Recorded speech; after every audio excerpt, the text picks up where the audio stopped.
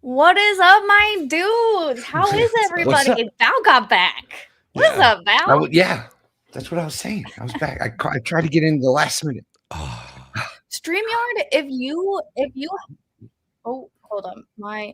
If you don't Head even audio have thing. like if you have this free version of StreamYard, they take away all of your backgrounds. You can't even have one anymore. what? Really?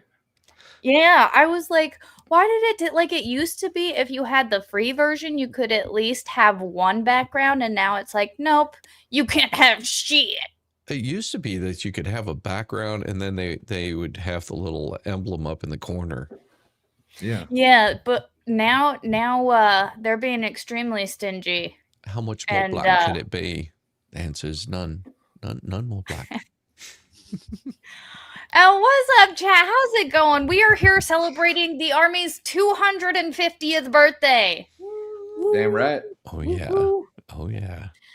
So I figured, we would swap some stories. It actually happens to be my anniversary. Of the What? day I went to basic training 14 years ago today. Wow. Wow. Yup, and I have 14 this years picture. ago. You're old. You know what, man? I don't want to hear it. This was my basic training photo.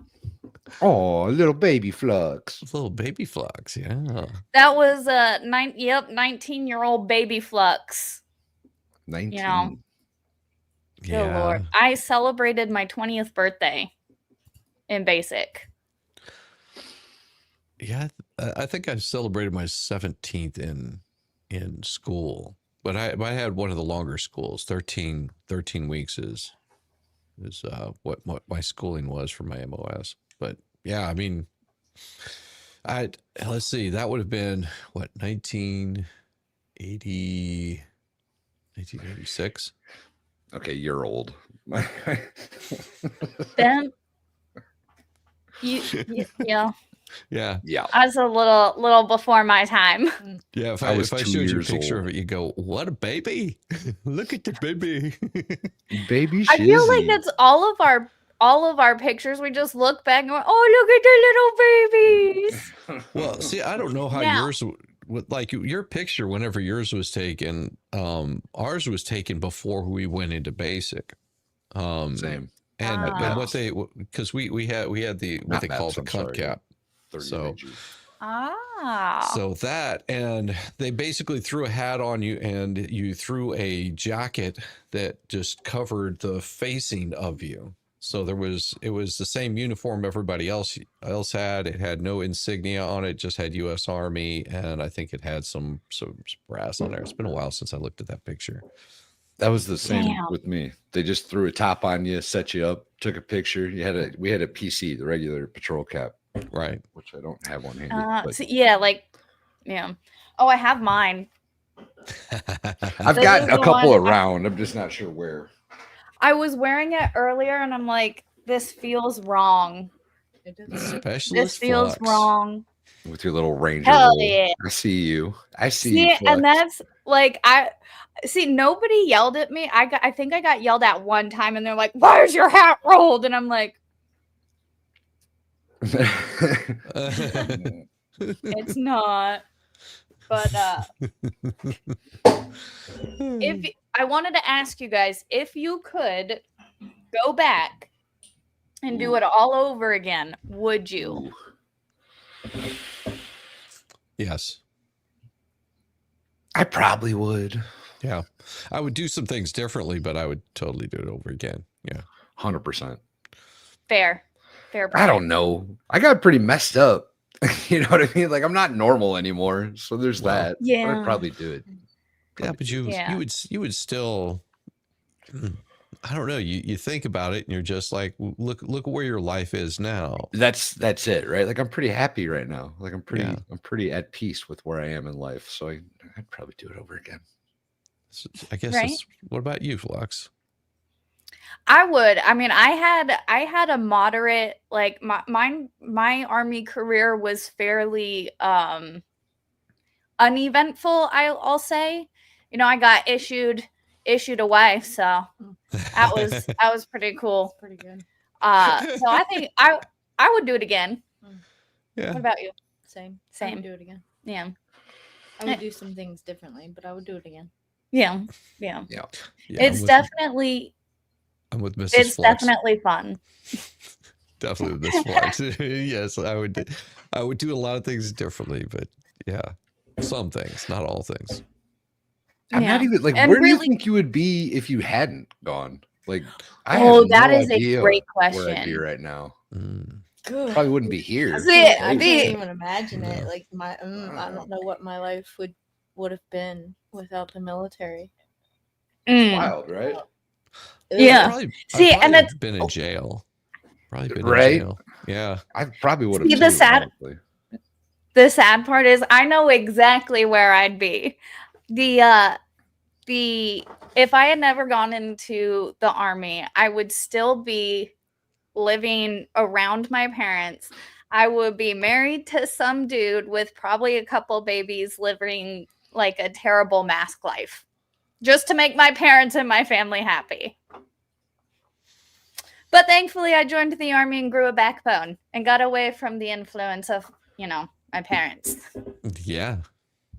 Yeah. I think And- that getting away from the influence of your parents is always an interesting thing because you can go back and actually appreciate them for who they are.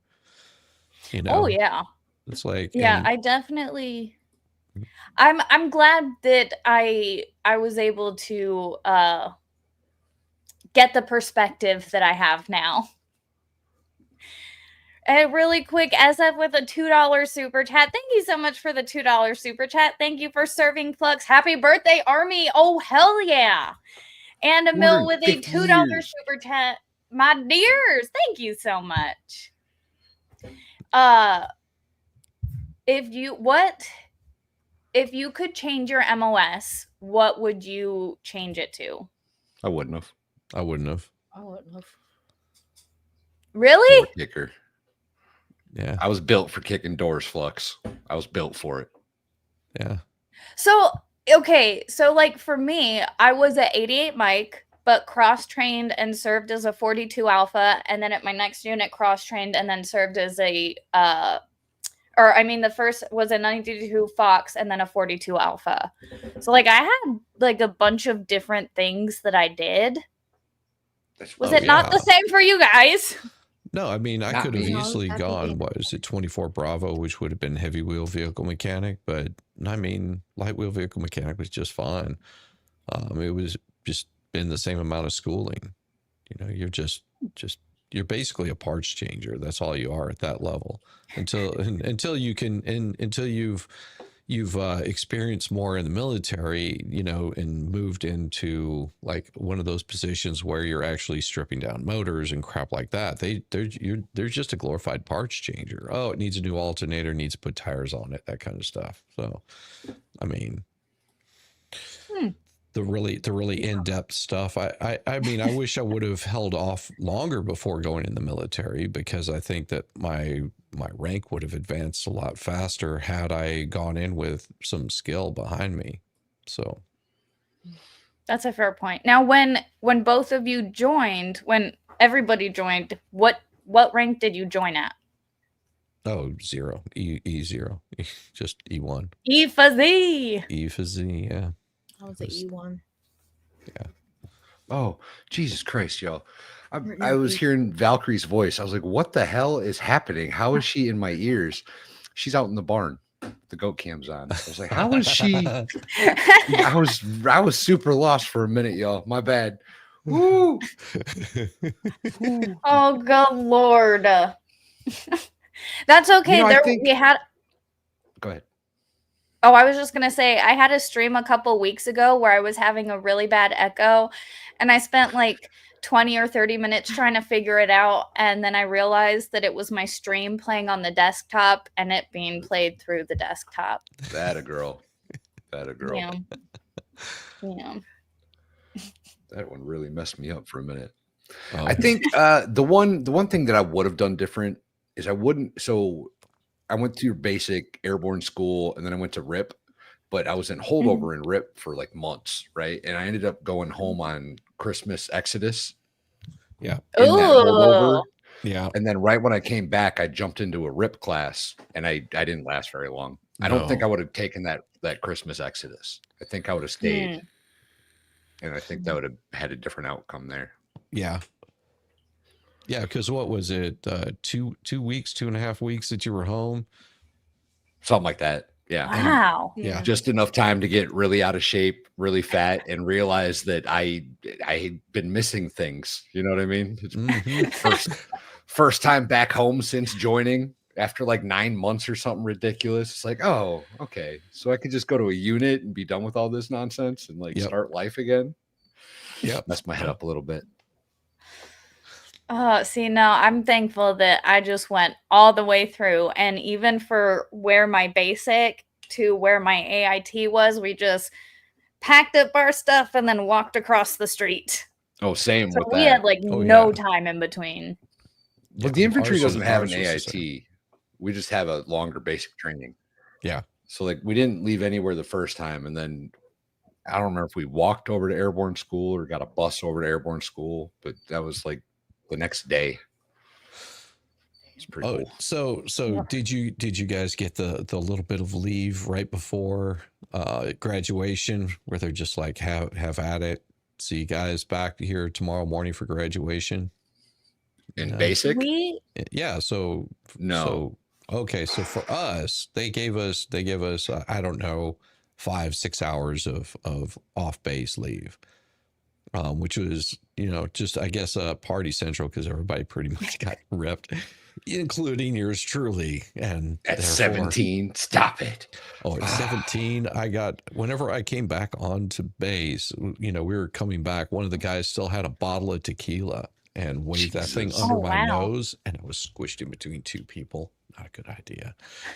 And so I emptied that. I think it was like half a bottle of Crown that I finished off. I emptied that pretty quick. And so I'm standing in formation and drill sergeant's like walking up to everybody and, seeing who can get to throw up. I had already thrown up and a few guys did. And I was just standing there and, he'd start waving back and forth, just doing this number on me. And I just started laughing. I was like, this is too funny. Because I'm not drunk at all. Everybody else was still trash. There was guys falling out left and right. And then the next morning, graduation, and then they told me to lug my whole duffel over the hill for school. But oh my goodness. Yep. AC 75 asks, if not Army, which service? So like if not the Army, which branch would you go into? I would assume. Thank you so much for the $2 super chat. Oh, that's €2. Thank you so much. It's £2. £2. Sorry. What about you, Valhalla? So if I don't know if I would have really joined another service, right? But like the smart choice would have, of course, been the Air Force. Go Air Force, get actual education out of it and extra money for nothing. Yep. The Air Force would have been the smarter choice, but Same. Something cool about flying in helicopters and carrying machine guns. Yeah. There's that aspect. If you would have asked me, 20, 30 years ago, I probably would have said, oh, Navy. And then, but see, I've been on a ship and I know how much seasick I can get. I was like, no, probably wouldn't have gone Navy. And I don't know if I could be, I don't think I would have wanted to go Marines. But yeah, I mean, that would have been a possibility also. But then that whole ship thing again. Air Force? Hey. Air Force? So when I enlisted, I actually first considered joining the Coast Guard. Mostly, I think, because they can start recruiting at 17 or whatever it is, 16. Like they get a whole extra year to recruit you.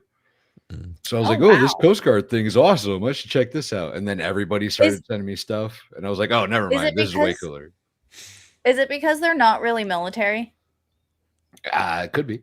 They're not. I mean, when I say that, they're not DOD. They're Homeland Security. I guess they would be now, but at that time, I don't think they would have been. Would they have? They used to be Homeland or DOD. Yeah. Did they used to be? They used to be. The Homeland Security thing's fairly new, actually. I believe. Yeah, Let me Google Homeland it. Security didn't come about until what, 9/11? Was it really that late? Yeah. Homeland wow. Security wasn't around until then, because they realized that the or am I wrong? No, you're probably right. Actually, the U.S. Coast Guard became a component. That's the word of the Department of Homeland Security on March 1st, 2003. So it was Prior to that, it was under the Department of Transportation. Yeah, that makes sense. Yeah. Wow. See, I was wondering, where did So it would have been DOT. Coast Guard was dot, not Yeah. dot. Interesting. I didn't know that. We learned together. Hey. Right? What did you share, Val? These are my flowers on my porch. Oh, Look at the They're lilies so and the roses. pretty. The yellow ones just started blooming today. They're so pretty. What kind of flowers are they? Those are Asiatic lilies, aren't they? Well, they're lilies. I don't know. Yeah, about, I think those are know called about what you call Asiatic lilies. Could be. That's the big bunch of them in the front's a bunch of lilies, and then there's a rose bush back there. And then there's irises in the corner, but they're not blooming anymore. Yeah. Yeah, those only bloom in the spring, and then a lot of people will freeze those bulbs so they can save them for next year. What? The iris bulbs. Oh, they just grow in that pot. No, it's tulips that people do that with. They've been there for years. They do fine. Yeah. No, I was thinking of tulips. Tulips are the harder ones to keep growing, especially in your climate. That makes sense. I believe Doesn't you. get cold enough for them to hibernate. That checks out. Emil with a $5 super chat. Thank you so much for the $5 super chat. I was the flag bearer, ran my booty off. Oh, man, I only ran with the guide on one time, and I'm like, nope, pass it off. Yeah, I don't want difficult. it. I don't want it. Yeah, I ran with the flag a couple times, but I wasn't like it wasn't my position ever. Well, we had a guy that was like 7 foot tall. He was the flag bearer. And Jesus of course, he's the guy that on, what was it? So the night before graduation got his head spliced open in the back right here from about the crown of his head all the way down the back of it with a flashlight. You remember the old flashlights, the plastic flashlights with the little metal clip on it? Well, someone had busted that metal clip off and clocked him over the head with it. And it was over a girl. Intentionally? Yeah. Oh, who did he piss off? Oh my God. Something about a girl. I don't know. It was I never understood. Or It somebody's always bitch. is. I don't know. It could have been anything. It always is. It's always about a girl, man. Always is. Oh, good Lord. Oh, any of side you- note, Shiz, is there a mute button on this mic? No. I didn't think so. Okay. Just checking. Thanks for the mic, by the way. Appreciate it. I like it. It looks good on you. It feels good on me. It sounds good on you. Good. Outstanding. Oh Lord. So let's see what else. What was one of your favorite memories of being in the Army? Well, I don't know if I can talk about that being. I'm not answering that. Favorite appropriate YouTube safe story. We'll do favorite YouTube safe story. I would say for driving school, that was probably one of my favorites. See, we still had the Jeeps. They hadn't. They were bringing in the Humvees, but the Jeeps were basically what you did all your training, and the Jeeps and Bro, the you are 5 so tons and old. 2.5 tons. Yeah. Jesus. So they Christ. were phasing those out. So I lied and said I didn't know how to drive a stick shift. Okay. Which they found out really quick I did. So one of the things that they were doing was teaching you how to drive stick, and they basically put a Jeep on some rollers, and these rollers would just spin, so that way you could learn how to shift gears. Yeah, I got in there and drove it like Mario Andretti and had that thing like smoking the tires because it was spinning so fast. Good Lord. Yeah, then they put me on the 5-ton, and one of the tests that you had to do was you had to pull up on a hill, had to stop, roll it back like 3 feet, and then take off without going back any further. Which I passed with flying colors, but of course the drill instructor that was out there liked to smack me with his hat. Like, go ahead, do it now, because he was in the Jeep with me whenever I was shifting gears like that, because it was slinging rocks and the whole back end was bouncing. Yeah, we didn't have that kind of cool stuff when I was there. Not in basic anyway. No, we just had the regular Humvees and the 5-tons. Although those driving courses were pretty fun, because I was, as an 88 Mike, we had to do a shit ton of driving courses. And anytime you had to do like the terrain driving. Oh, yeah. Sometimes it was terrifying because they would make you go straight up and then like you can't see the road. And they're like, just keep driving. You're like, but I don't know where the road is. And it's like, you have a drop off on either side. And I'm like, I don't want to flip this bitch. Where's the road? They're like, just go. And I'm like, hard pass on all of that. Mm-hmm. I remember we were in Iraq one time, and oh my God, we were guarding like a radio relay station up on this giant mountain ridge. So like there was nobody in miles, right? Like they would drop off like 14 of us, I think. It was either a squad or 2 squads. And we would man this thing for like a week, 2 weeks, something like that. And then they would come back out and get us. So we were just out there by ourselves for like 2 weeks, right? It got a little wild. There was some cool videos back in the day. Anyway, I remember driving up this pass. I wasn't driving. I was in the back of a cargo Humvee. And I remember sitting in the back of this Humvee, and like you could just look over the side of the mountain, and it was just hundreds of feet. I was like, oh my God, I don't want to be anywhere near this thing. I couldn't imagine driving up there. I was about to have a panic attack being a passenger. Oh. Yeah. It's terrifying. There was one time when we had to go out to Fort Irwin before we deployed, and it's a bunch of mountain ridges and whatnot. And when you're setting up like my company, we delivered fuel, and they wanted us to man a radio or like just an antenna. So we had to drive up this mountain ridge where you had like this much room on either side. And I was white knuckling. I'm like driving at like 4 miles an hour. And I'm just like, there's the side and there's the side. And like my sergeant's just looking at me and laughing. And I'm like, Sergeant, like, am I good? He's like, yeah, you've got like 2 inches on this side. And I'm like, oh, and it's not even a real road. It's just dirt. And I'm like, what is like, yeah, a lot of fun moments like that. Oh, did either of you have to drive with BCGs or NVGs? Sorry, no. With NVGs, yes, a lot actually, like a whole lot. Most nights. What are your thoughts on it? It's whatever. It's not like once you get used to night NVGs or night vision goggles, yo. So once you get used to night vision, it's not that different than anything else. Like it's a little weird because you're just like all you can see is this little like image in front of you, right? Like this is all you can see. Had 2? We only had sometimes the singular scope. The single ones were better. I preferred those. Yeah, I hated those. They didn't give us night vision goggles.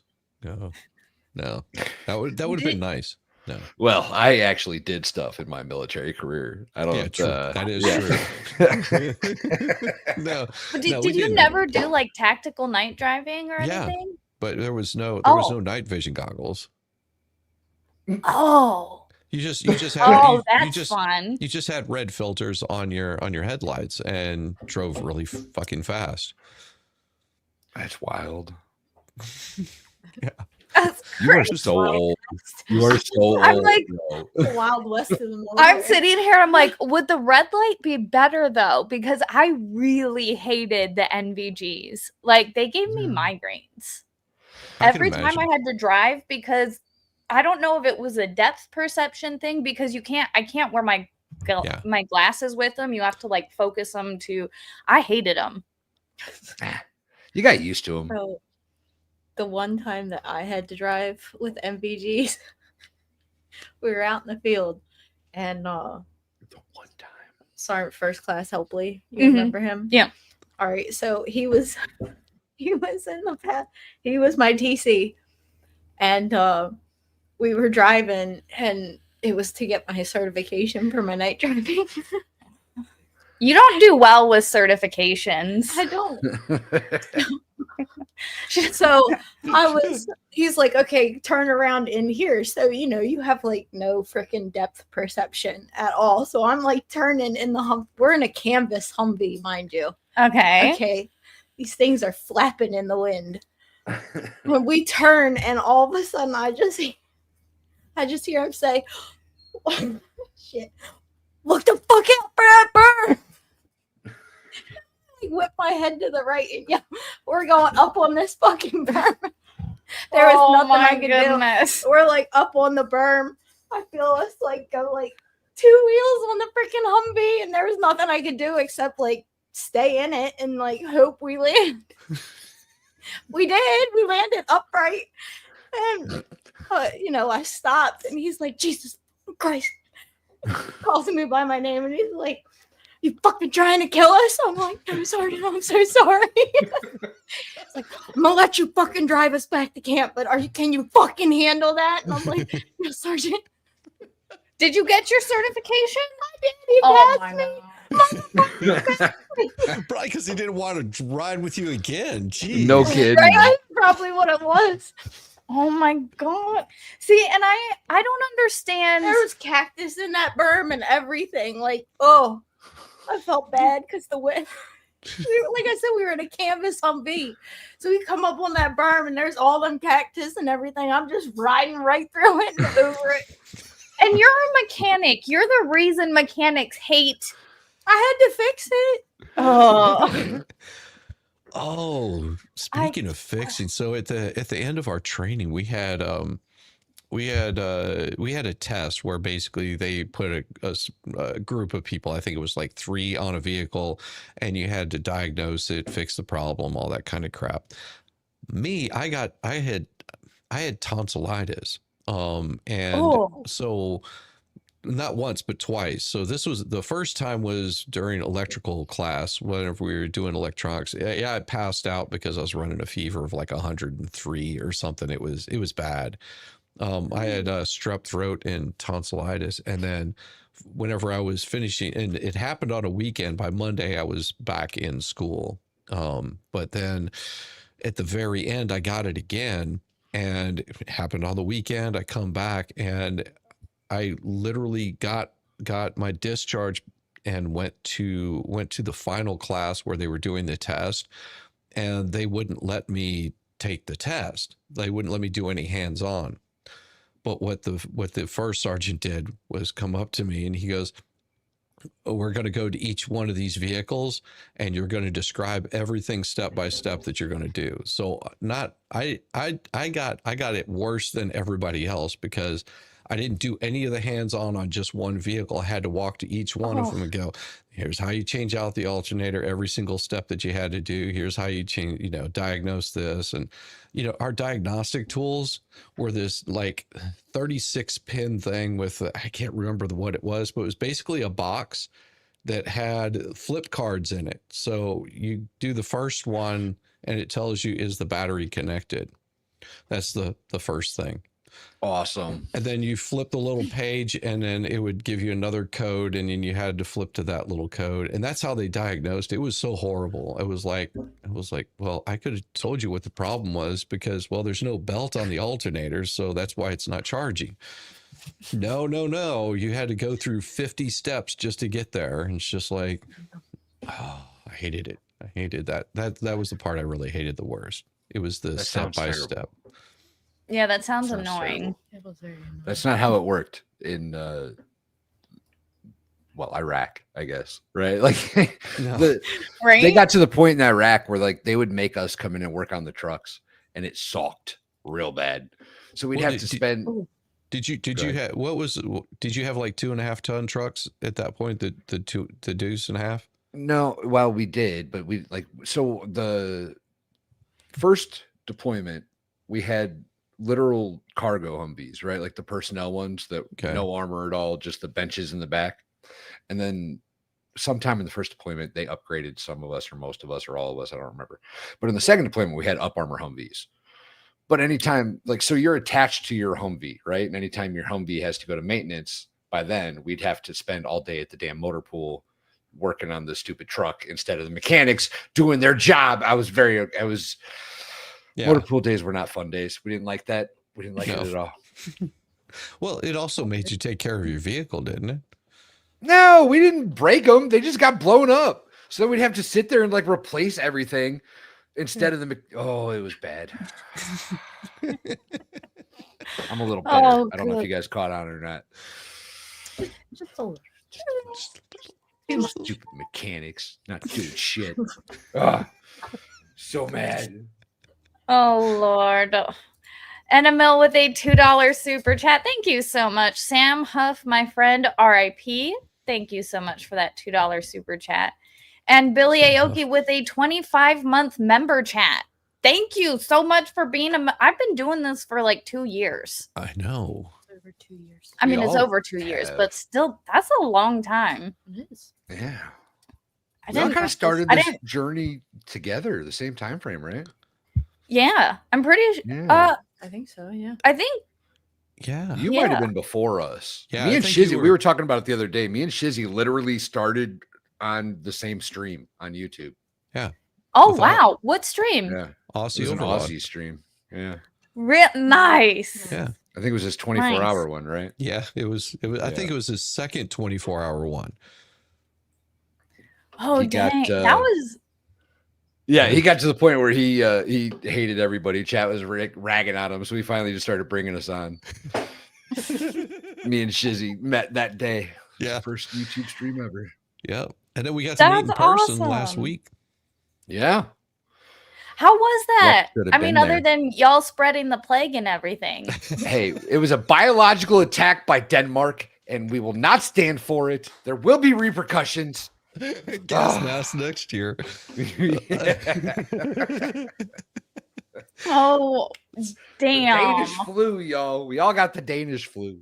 So did you guys have mop gear? Did you use that, the charcoal suits and the biological? Yeah, okay.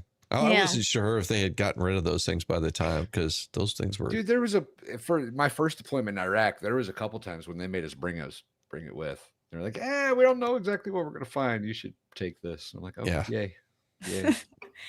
We got issued it, but never had to use it. And basic training in like 100-degree weather, they like to make us suit up and then run around and like just to nearly pass out. Yeah, that was part of the punishment I got on the night of graduation. I made the mistake of touching a drill instructor. Oh, don't do that. Yeah. Whoa. Yeah. So I spent an hour and a half in full mop gear doing squat thrusts for probably 2 hours. Of course, they told me to fill up my canteen because you've got a hose that you can hook up to your gas mask. And so like every 15 minutes I would fill that thing up, and 5 seconds later I would have sweated it out. Yeah, that was. Yeah. Oof. F that. I didn't realize it was the drill instructor that came by, because people were, patting each other on the back. Hey, good job, a wonderful thing. And I just turned around and smacked someone on the back. And next thing I know, I've got a Smokey the Bear hat up in my face going, go grab all your mop gear and follow me. I was like, those are terrible words. Yeah. Those words make my bones hurt a little bit. It just makes me hurt. Yeah.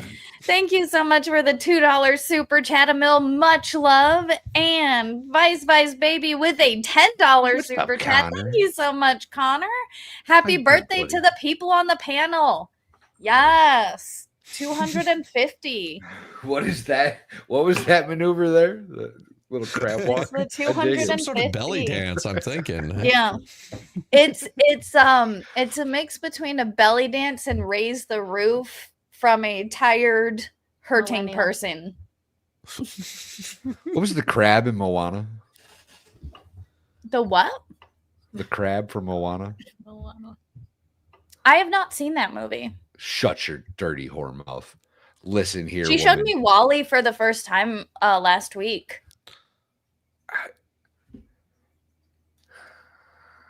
Wally. That was not the first time. Yeah. It was the first time she remembers. So I had seen a few, like I I had have that seen bits problem. and pieces.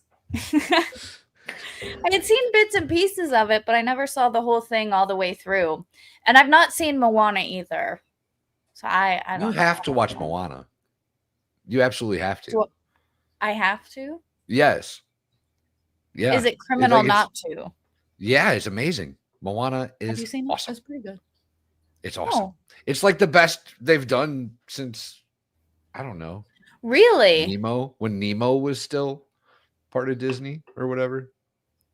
Is Nemo not Disney anymore? It wasn't Disney, and then It it was was Now it Pixar, I is. believe. Yeah. It was Pixar. Me and Dave got into a fight about this the other day. Something about he was right too, the bastard. It started out as Pixar and then like eventually went to Disney, and the promo for it turned to Disney, but it wasn't it was a big ordeal. Yeah, Is because I think Pixar was running like their own Independent. studio. Yeah. Yeah, they were Yeah, independent, yeah. and then they got hired on, I think, to do Disney.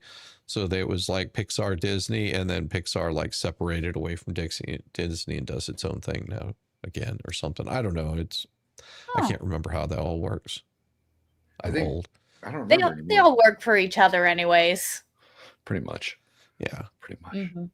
But yeah, Moana's awesome. You should check it out. You absolutely have to. Because I said So there's a Probably funny very crab in disappointed. there, I'm assuming. Yeah. Kind of scary. It's kind of scary, but he's got a good song. Oh, I don't want to watch a scary movie. It's It's oh, Disney. It's Disney. you'll be okay. You'll be okay. If you ever know Disney, Is it'll it be really better? scary. Is it better or worse than Anastasia? Way better. Anastasia. Because I watched that movie I think one time when I was a child, and I refused to watch it because whatever was in that movie scared me and traumatized me so much. I can't. What about And Fern so if it's Gully? worse than that, then I gotta say no. It's way better than Anastasia. That's like one of the worst modern. Anyway, getting sidetracked. Goodness. Oh man. So how many countries have y'all have like when you get to travel anywhere? Nope, No. nope. A lot of airports. Like I've been in a whole bunch of countries, but just to like land, refuel, and leave again. No. I've been in Ireland, Germany. What's the one with all the pot over there? Colombia. Amsterdam. We landed in Amsterdam once.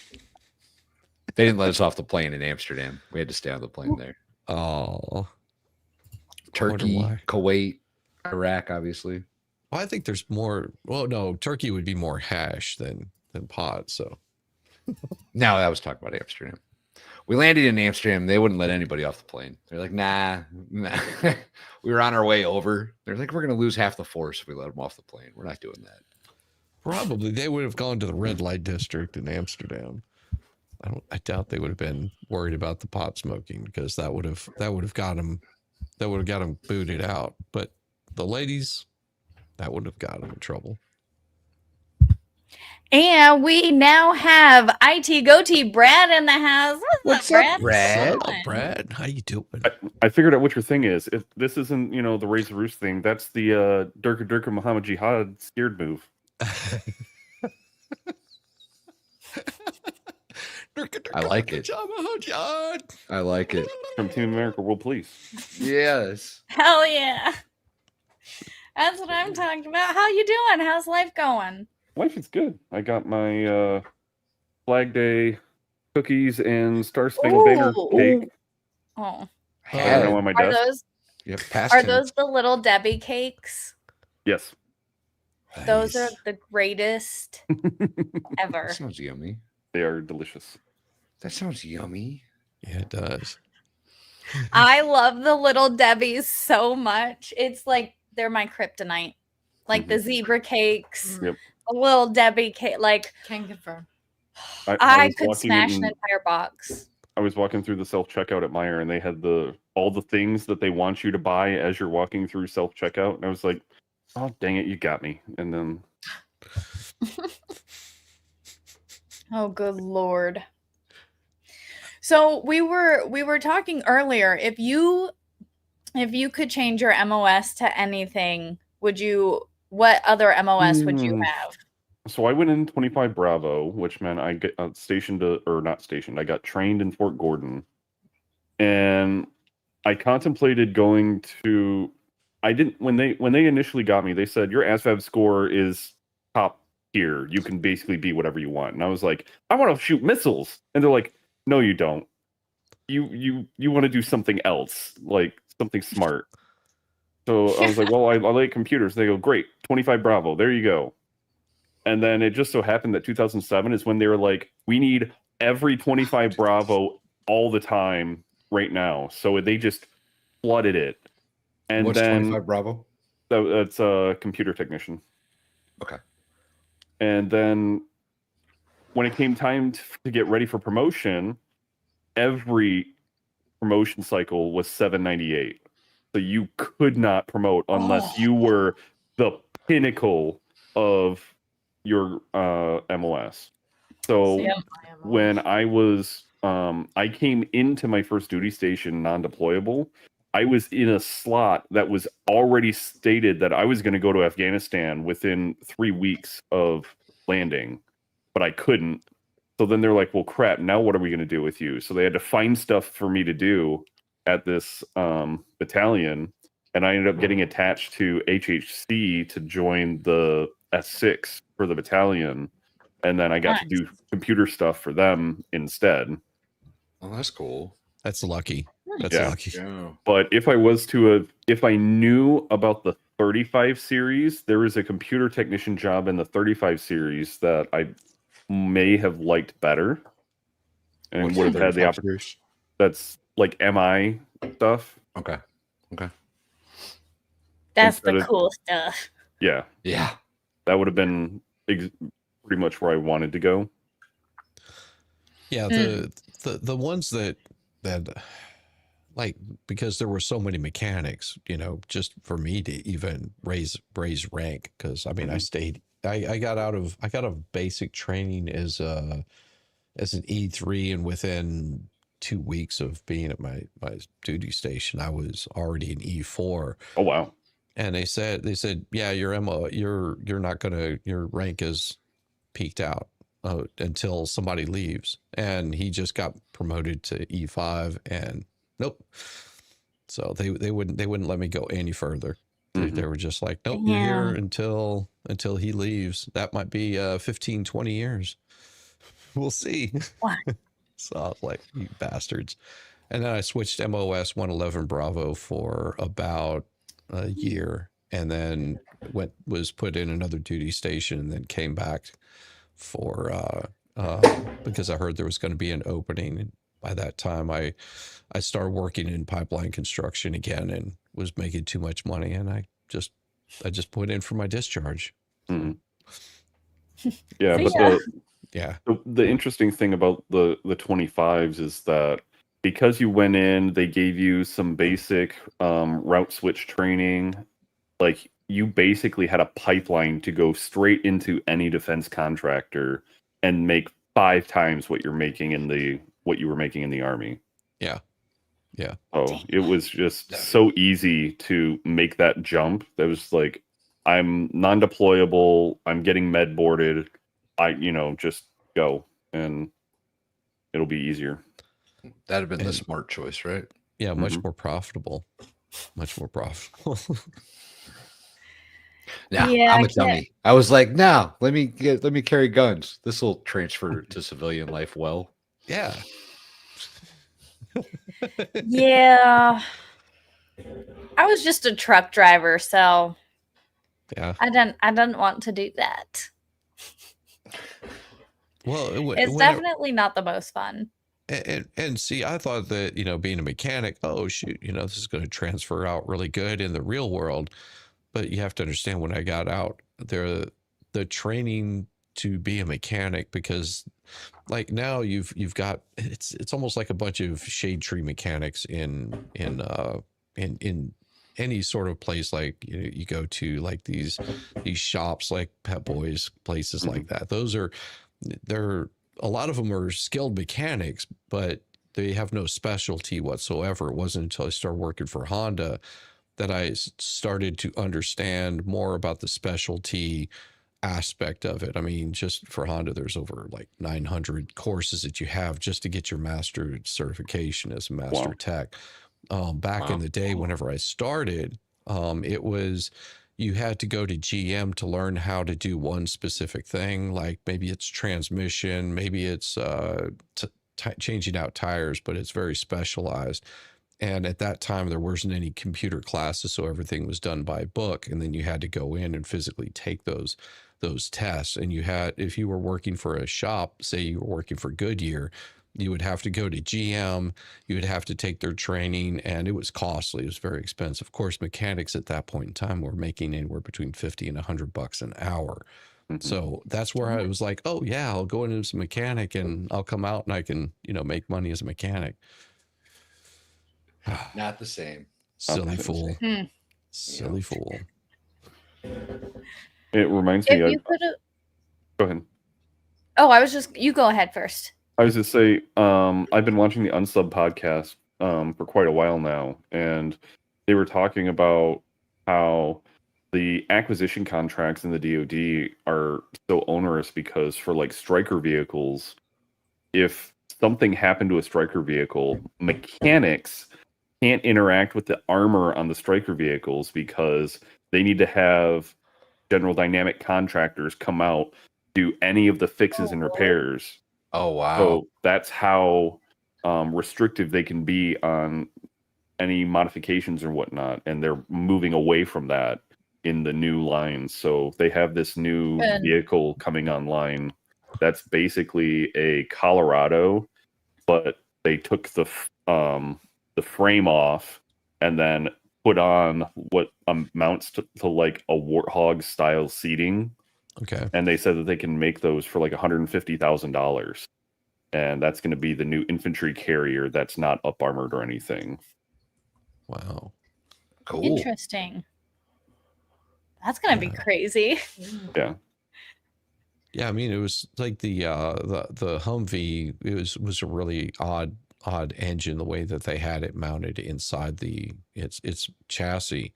One thing that they, and have to understand, this is in 1986. One thing that they had was independent brake rotors that were floating rotors on each one of the axles. So a lot of people that went out and they're just like, oh, look, I'm getting a Hummer. It's the same thing the military drives. I was like, no, it's not. I was like, I can point out about 20 million different things that it's not anywhere near it. First of all, yours has a key. Yeah. That's the first and most obvious difference. Yeah, ours had a chain under the seat that you would lock the steering wheel with. That's what we had. That's how you kept people from driving off. Nice. This was the what that thing looks like. I was just looking at the Colorado. That thing seems like nothing I would want to drive in combat with. No, I wouldn't want to. No. This isn't a combat vehicle. This is a get people from one place to another. You got to think of the difference. If you're moving from a backline position to a forward fob, you could use this. But if you're doing combat patrols, then that's not the vehicle that you want. Basically, they're just bringing back the Jeep again. I mean, Similarly, seriously, but you know, you think about Kind you had your of. Willis Jeep that was, and then I think they switched it up to that really crappy short wheelbase that flipped all the damn time. well, that's the thing is this has a roll cage on it already, and then this can hold 6 people, so a driver and 5 people, which is basically a full squad. Yeah. Versus a regular Jeep was a driver and 3 people. You know, True. 4th if you sit on the That's a fair side or point. something. I mean, it does look cool. Yeah. It does look cool. Damn. It looks like it should be in a video game. Yeah, I don't see it being. I mean, in dry weather, I'm sure it does okay, but the minute it starts raining, I'm sure that's not a fun little golf cart to be riding around in. I That'd be imagine alright. it would probably have like some type of tarp they could put over the top. I'm sure. Maybe. Could be. I don't know. They don't mention anything about it, but I mean, you see this one where they've got all these bags up here that Yeah. keeps most of the Right, weather you out. just put your rucks on top and then put your poncho over the ruck. That'd be Yeah. fair. That'd be good. Yeah. Yeah. That's pretty cool. If you guys Like a could be super- stationed super- anywhere, right? Mhm. If you could be stationed anywhere, where would you want to go? Japan. Really? Yeah. Okay. I literally didn't leave the East Coast. So I did basic at Jackson, I did AIT at Gordon, and then I got stationed somewhere in the DC area. Okay. Nice. And I didn't leave. So I got stationed in Hawaii, so I was Not okay bad. with it. No, Yeah, I was okay with it. I think I would go for Hawaii. You know. Yeah. Because Yeah, whenever same. you mention that, I'm just like, I could see being in Hawaii and Hawaii enjoying was that, awesome. that I've weather. heard so I many wanted bad Hawaii things about so bad. Schofield, though. Schofield. Or Schofield. yeah. Schofield. So Hawaii is basically where like the old guys go to retire. So like it's a weird vibe there in the first place. And then they started deploying out of Hawaii. So then you had to actually be combat ready, and it ruined a bunch of old man's careers, and they were all bitter and blah blah blah blah blah. But as like a grunt and just, you know, I was just drinking paychecks the first weekend we got them kind of thing, and then hanging out in the barracks, and it was fun. We had a good time. Spent a lot of time at the beach, just doing bonfires and drinking beer. It was good. See, that sounds so nice. That It sounds was. perfect. It really was. It was cool. So the thing with Hawaii though is like when you first get there, everything's absolutely amazing, right? Because it's Hawaii, right? Right. And then after about 2 months, you realize that you're stuck on this big If rock. you say it gets old. Well, it does though, like because it's a pretty small island, right? Like Oahu All is you a do pretty is- small island, and it takes a little you while don't to find get your it! groove. It takes a little while to find your groove, and then things are awesome again. And then you realize how and it's- expensive everything is. Yeah, dude, everything Yeah. was so expensive over there. It's funny because one of my buddies, he essentially was the same way. He was like, after a while, you just get bored because you just drive in circles around the entire island. Everything there is to do. And I'm just like, I just want to lay on the beach and eat tacos all day. And he's like, but that gets bored. I'm like, no, you don't understand. Not for, like, I grew up in SoCal. That's our dream, just to lay on the beach and eat tacos all day. And I wanted to go to Hawaii so bad. It was pretty fun. Yeah.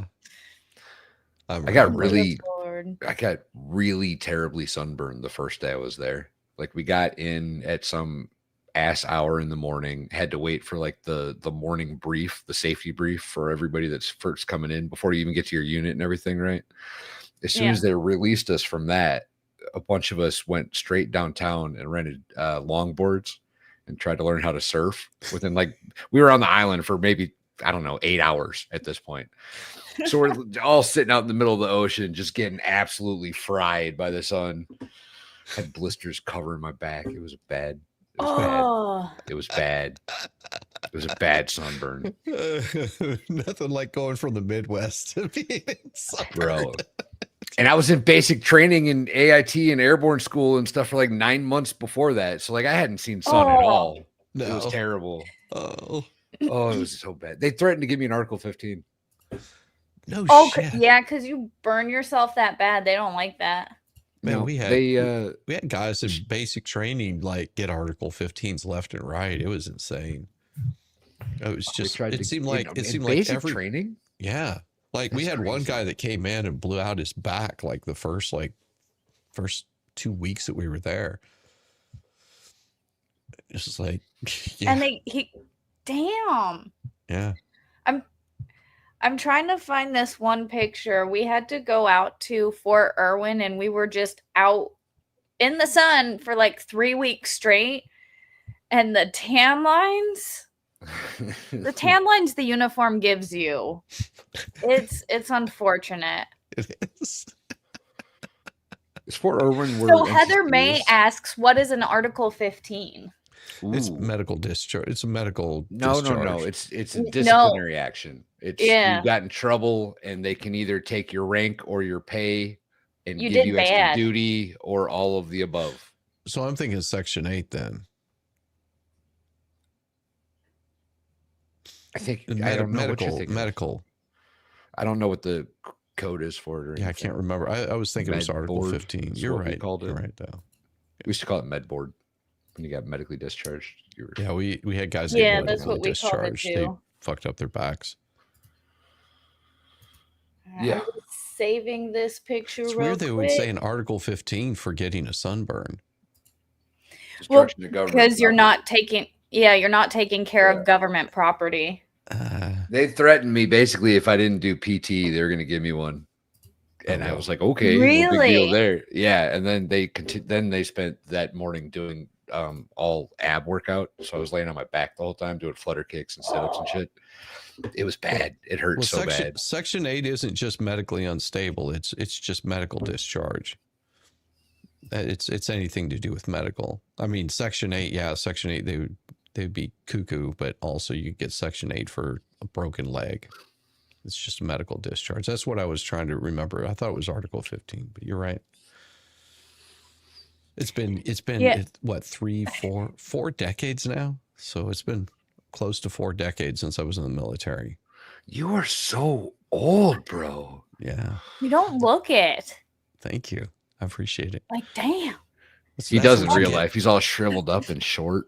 Yep. So short. Oh, Lord. Patrick Kennedy with a $10 super chat. Thank you so much for the $10 super chat. I lived in and loved my M113. Y'all don't know the paradise of being a driver. Man, I was a driver. Except I was in a fueler. I don't think those are the same thing. Is that the Hemet, the M113? Yeah. Those were cool. I was a driver of a Humvee, and that sucked. I don't know about it. We didn't have any cool trucks to drive in. It was just a Humvee, and it sucked. Was it an armored Humvee, or was it not an armored Humvee? Because they are very different. The second deployment, we were definitely up armored, but the first deployment, the first deployment was like a Wild West, y'all. It was nuts. We were driving around in these like cages of Humvees, and so we drove from Kuwait all the way to northern Iraq in the first, like when we first got there. That's how we got to our station. We were going to show a force. We're going to drive and send vehicles all the way through the country for 3 days. Okay. It was quite the excursion. They didn't have any armor, so we ended up filling sandbags and putting them in the back of the truck and acquiring steel plates and strapping them to the sides. It was nuts. Oh, the M113 is it's the troop carrier, not the Hemet. Oh, you lied to me. Well, I was in the Hemet. The fueler was the Hemet, but the M113 is that. Man. Oh, it's like a striker without the like. Those were nice, man. Those guys in the field, they had it made. They had it made in the field with those. Yeah, see, but no, we didn't have. There were bullet magnets. The last thing I wanted to do is be the guy climbing out the back end of a striker. Yeah, but see, the fuelers, those are also magnets. They're not. Plus, they're ginormous to drive, and when you're trying to drive one of those Hemmets on like a very narrow Korean road, it's terrifying. So now what? It's the aluminum box. Mm-hmm. Nice. I'm reading on it now. Yeah, so the Hemmets is the ones that we were that if I would have gone with a heavy wheel vehicle mechanic, that's what I would have been working on. We had tons of those, like I would say thousands of those because they're massive. We had those all over the place that were constantly like around Fort Jackson for the portion where the mechanics were. But yeah, those were the beasts, the big old Hemmets. I definitely what was the longest convoy you guys ever had to drive in? The longest the one I was just talking about. Yeah, that would have been. How many hours was it?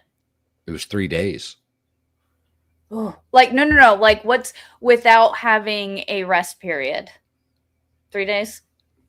Well, we'd stopped at night to sleep, but we literally convoyed from wherever the hell we left in Kuwait all the way up to Kirkuk, Iraq. Oh, you don't know how many hours? No, It sounds like 12 hours on the road and then sleep. At least 12 hours, yeah. Yeah. At least. Yeah, I mean, I was operating. It was the largest. Actually, I bet I can figure this out. It was the largest ground transport like that in U.S. Army history. Like it was a big deal. Oh wow. Yeah, I mean, let me see if I can figure it out. See, I was operating a 5-ton tanker, so I was a fueler. Is what we would do is we would go up and basically we'd have people come to us, mainly people that were hauling tanks and crap like that. So they would come up and I'd fuel them up, and I would have to drive in because I was at White Sands missile range, waiting on filling them all up, and then I would have to drive into White Sands and refuel, and I did that for 3 days straight without any sleep. I would pull in, I would grab some chow. The sergeant would be working until he had to go and pull duty, and then I would take over fueling. And then whenever I was empty, I would drive into White Sands. I did that for 3 days, and I think that's whenever I got heat stroke, was because I'd been up for 3 days straight with no sleep, just refueling and driving and refueling. And then I had to get out in the fields somewhere out in the middle of nowhere. I don't know, because they came and met up with me, and I just basically followed a Jeep out to where we were at. And then I got heat stroke because, well, I just passed out on the hood of the 5-ton. Good Lord. I do remember the commanding officer coming out and telling me there's planes flying overhead. Shoot at the planes. I was like, I don't have any ammo. He goes, well, pretend. I said, well, pretend I'm fucking shooting at him. And then I passed out. Damn. That's one way to do it. Yeah. They did send me back in, and then I got shipped back out that night, and that's whenever I got my nose broken because I was trying to sleep inside the tanker, and it started pouring down rain, and the sergeant jumped out. And because he had his bags packed on the passenger side, I couldn't get out that side. So I was crawling across the street, and he slammed the door in my face and caught me right between the eyes and busted my nose. And then they sent me back again, back into like get medical care. So I did finally get some rest, but yeah, that was a very long week. Oh, that's brutal.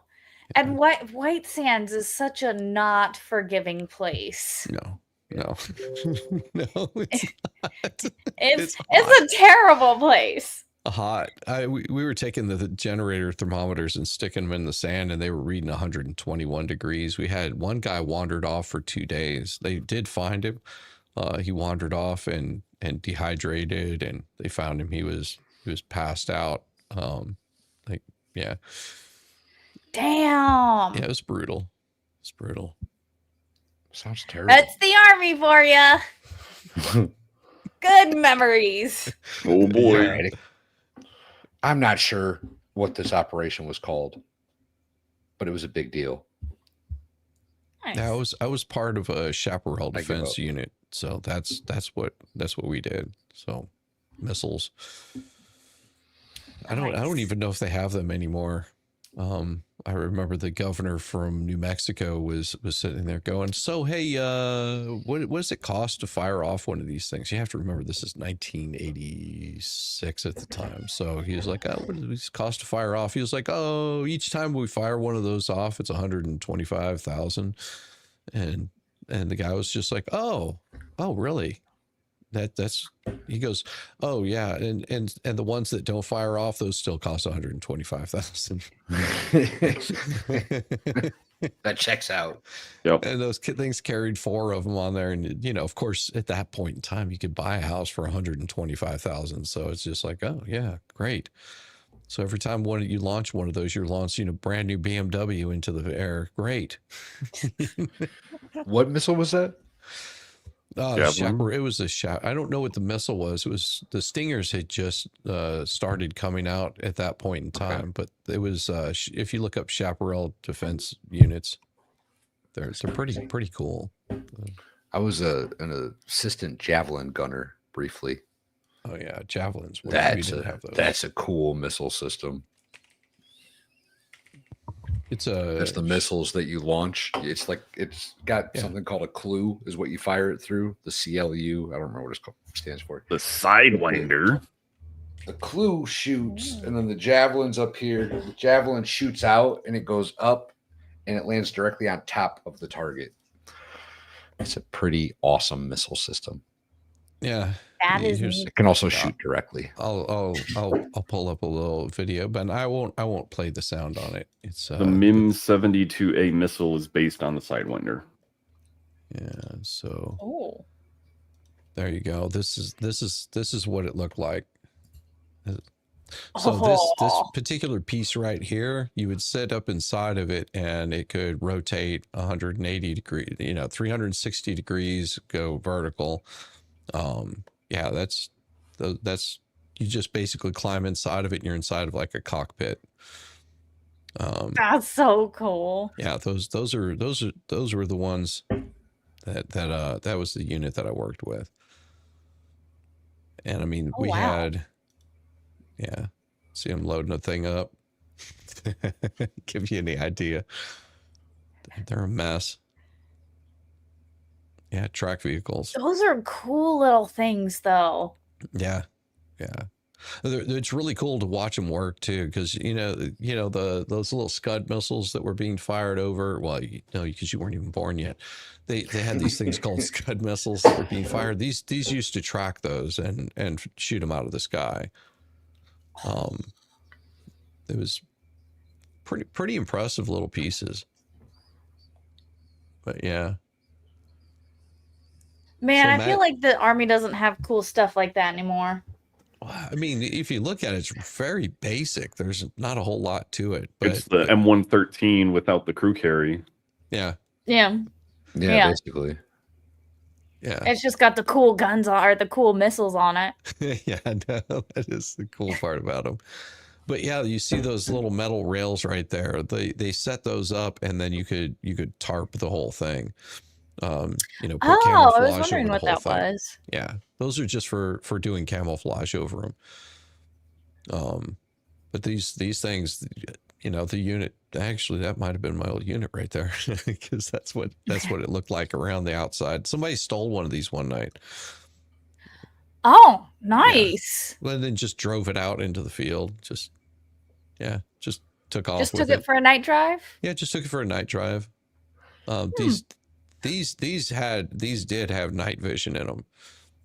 But yeah, if you look right here on the back side of it, These right here, you could pop those things out and place them all the way across, and then run camouflage across the top of it, sort of like a canopy, because you could put them out, and then it would just run them up, and then you had a couple of stakes on the other side that you would drive in, and it would just tarp the whole thing, and then this would operate underneath it. That's one of those cool army leaf net things, right? Yeah, the camo things. Yeah, I liked the camo nets. The camo nets were cool. Yeah, it was. They're like being super under awesome. trees. Yeah, hell yeah. Anytime we went out, right? Anytime we went out to the field, the mechanics, like Mrs. Flux's squad, they would set up their, what was it called? Your tool truck? Oh, the Sats trailer. They would set up their Sats trailer and then like put like the big old, they had their little squad all set up like a little camp party site. It was so cool. We had it set up like a Jiffy Lube. They just roll on through. We'd get everything done, and all right, next one. It was cool, man.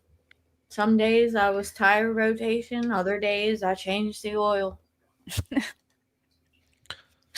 Nice. Yeah, we didn't see too many of them that were. Most of the ones that we worked on were these, and it's funny because the military, I didn't know this at the time that I went in, but these right here, the way that they're designed is every single paint, the way that it's painted on there is a template. Like you have a template for it. So whenever you see these, they would go, okay, this is where this one goes, this is where this one goes, this is where this one goes, and you have to do them in a very particular order. So it's like paint by numbers, but with a tank. Yeah, exactly. Wait, so they're all the exact same? Yes. Interesting. Wow. All the patterns are exactly the same, or they're supposed to be. Now ours were never this color. Ours were always the green. Olive. All of our stuff in country ended up being that color before it was all said and done. It was tan. Yeah. Yeah. Ours was all Just tan. tan. Speaking of cool military vehicles, were we going to pull up the parade to see the stuff coming down? Oh, we should. Oh yeah, we can. Is it live? It's not live, right? Not anymore. I thought it was going from 6 to 10. Oh shit! Is it really? I know there was a bunch of stuff taking place. They had Let's lots see of if I can find it. soldiers involved, I believe. Yeah, they had them dressed in all the different type of gear. Yeah, they were doing historical uniforms. Let me see if I can pull it up. Yeah, we got it. That's the start of it. Present, share screen. And it's some of the older stuff. So here we go. I think this is it. Let me know if you guys can hear it. Here, I got some of the older stuff here. World War I. I can't hear it, but yeah, I can. Yeah, we can. Never mind. We can hear it. We could hear it. So this is the older. This is. I scrolled it back a while. So this is World War I. Now I can't hear it. Oh, I don't have any music. Sorry. I turned it off. Yeah. Quartered in New York, this is the 42nd Infantry Division Band. At the start of World War I, the 42nd Infantry Division Their was uniforms were formed with so troops of cool. 27 National Guard units stretching across the country like the Will rainbow, PBS strike us? composed of skilled Probably. musicians I don't from all think walks so. of life. No. They won't strike. It's a government entity. I mean, a variety of musical genres. Though their mission is primarily pretty sure a those musical one, the members were sent you ordered into copyright. active federal service back in be wrong. 2004 in support of Operation Iraqi Because I got the Freedom AP. The III. AP typically The band has doesn't also mind. served in support of numerous state I active-duty haven't missions, ever including used cleanup PBS efforts before, and I don't following want them to yell at Hurricane me. Sandy, I streamed the debate on distribution NBC, recently, and it support was for like, New York State you guys aren't even the ones Commanded owning by this Chief feed Warrant because it's Officer 2, Ethan ABC, Wagner, and and so led by you Drum can't even Major claim Sergeant copyright First Class on it. Drew Gans. And then they gave The me back band my is performing stream. Over There, written in Nice. 1917 by Broadway composer and recipient of the Congressional Gold Medal, George M. Cohan. Representing the World War I era is the 82nd Airborne Division, based out of Fort Bragg, North Carolina. You'll notice All-American. the unit is wearing replica All-American. World War I uniforms signifying the soldiers who served our nation during this time. When the Americans entered the Great War, Our soldiers, under the command of General Blackjack Pershing, hit the trenches in the new standard. General it was the olive Blackjack, that's drab pretty winter cool. service uniform. Now on their heads, you'll see a steel helmet with sand-textured paint built to deflect deadly shrapnel from above. Not bulletproof, but battle tough. Nicknamed the Pershing boot, on their feet was the M918, 1918 French boot. It was designed to survive the brutal grind of trench warfare. And on their backs, the field pack, rations, ammo, first aid, and a gas mask. Everything a doughboy needed to fight. A doughboy. I had to stop that for a second because this guy right here would never make it. That guy right there was huge. He was chunky. And to win. He's a big boy. Yeah. Incidentally, the 42nd Infantry Division was deployed to heavy combat abroad and then deployed again in World War II, ultimately liberating the Dachau concentration camp. The 42nd responded to the terrorist attacks on 9/11. Later, with the war on terrorism, the rainbow stretched across the world again, deploying in Iraq and Afghanistan.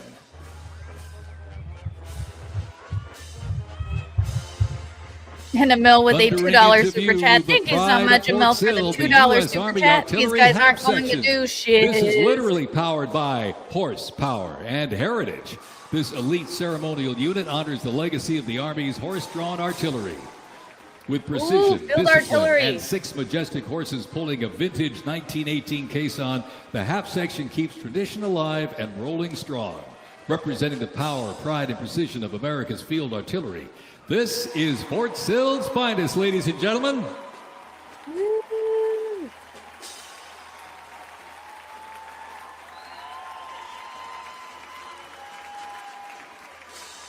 Special thanks to our sponsor, Form Energy. Give them a big round of applause, the 82nd Airborne Ceremonial Band. Ooh.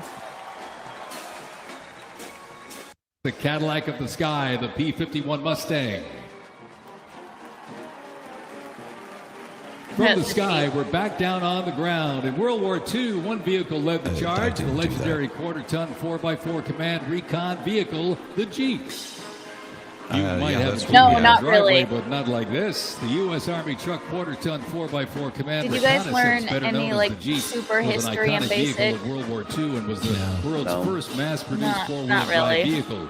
The Army used the Jeep for almost every military activity, including command vehicles, scout cars, and medical ambulances. Fast, rugged, the Jeep became a symbol of American ingenuity. Yeah, but it was, you have to remember that the old Jeeps like the Jeep Willys, now those were much more stable. Then they came out with these in World War II and they would flip very easily.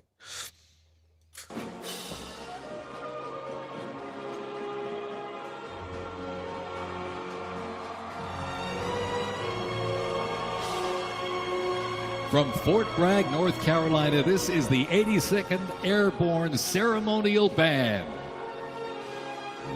The 82nd received the nickname All-Americans after a contest as it represented the diverse origins of its members from every state.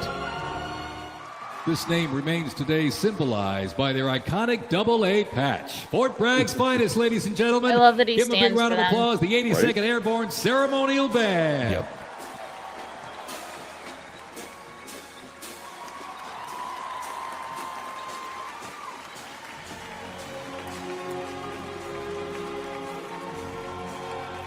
It'd be really cool to be able to wear those uniforms like that. Man, marching in this parade would be so fucking cool. It would. In a No. global fight like World Yeah. War II, the U.S. Army knew our troops needed more than courage. They needed innovation. Uniforms evolved for every environment. You know, but there's olive some drab Zoomer remained that's the like, mark I of don't the want American to soldier. cosplay World Shaped War by II. lessons from the trenches of World War It's I, like, man, the Army get out of introduced line, two I would do battlefield it. essentials. Exactly. The Right? M1 helmet, tough, stable, and built to protect under fire, and the M1 Garand rifle, powerful and fast. It gave American troops a very clear edge. General George S. Patton called the M1 rifle the greatest battle implement ever designed, and history proved him right.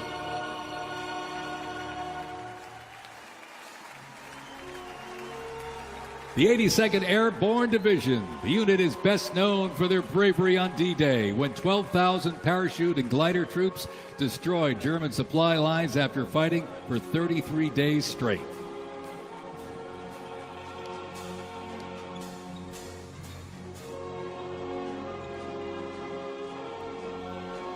The 101st Airborne Division, based out of Fort Campbell, Kentucky, traces its lineage back to 1918 when it first established as the 101st Division. Known for their ability to rapidly deploy across the world, the unit has held a crucial role in operation since its inception. From parachuting behind enemy lines on D-Day to leading helicopter assaults in Vietnam, the 101st redefined modern warfare. In the 50s, the Screaming Eagles stood tall at home, protecting the Little Rock Nine during the fight for civil rights. In recent decades, they've been sent across the world with stints as far as the Middle East, where they took part in Operation Desert Storm and participated extensively in the war on terrorism in Iraq and Afghanistan. The Screaming Eagles continue to lead the way as tomorrow's division in today's Army. Cool.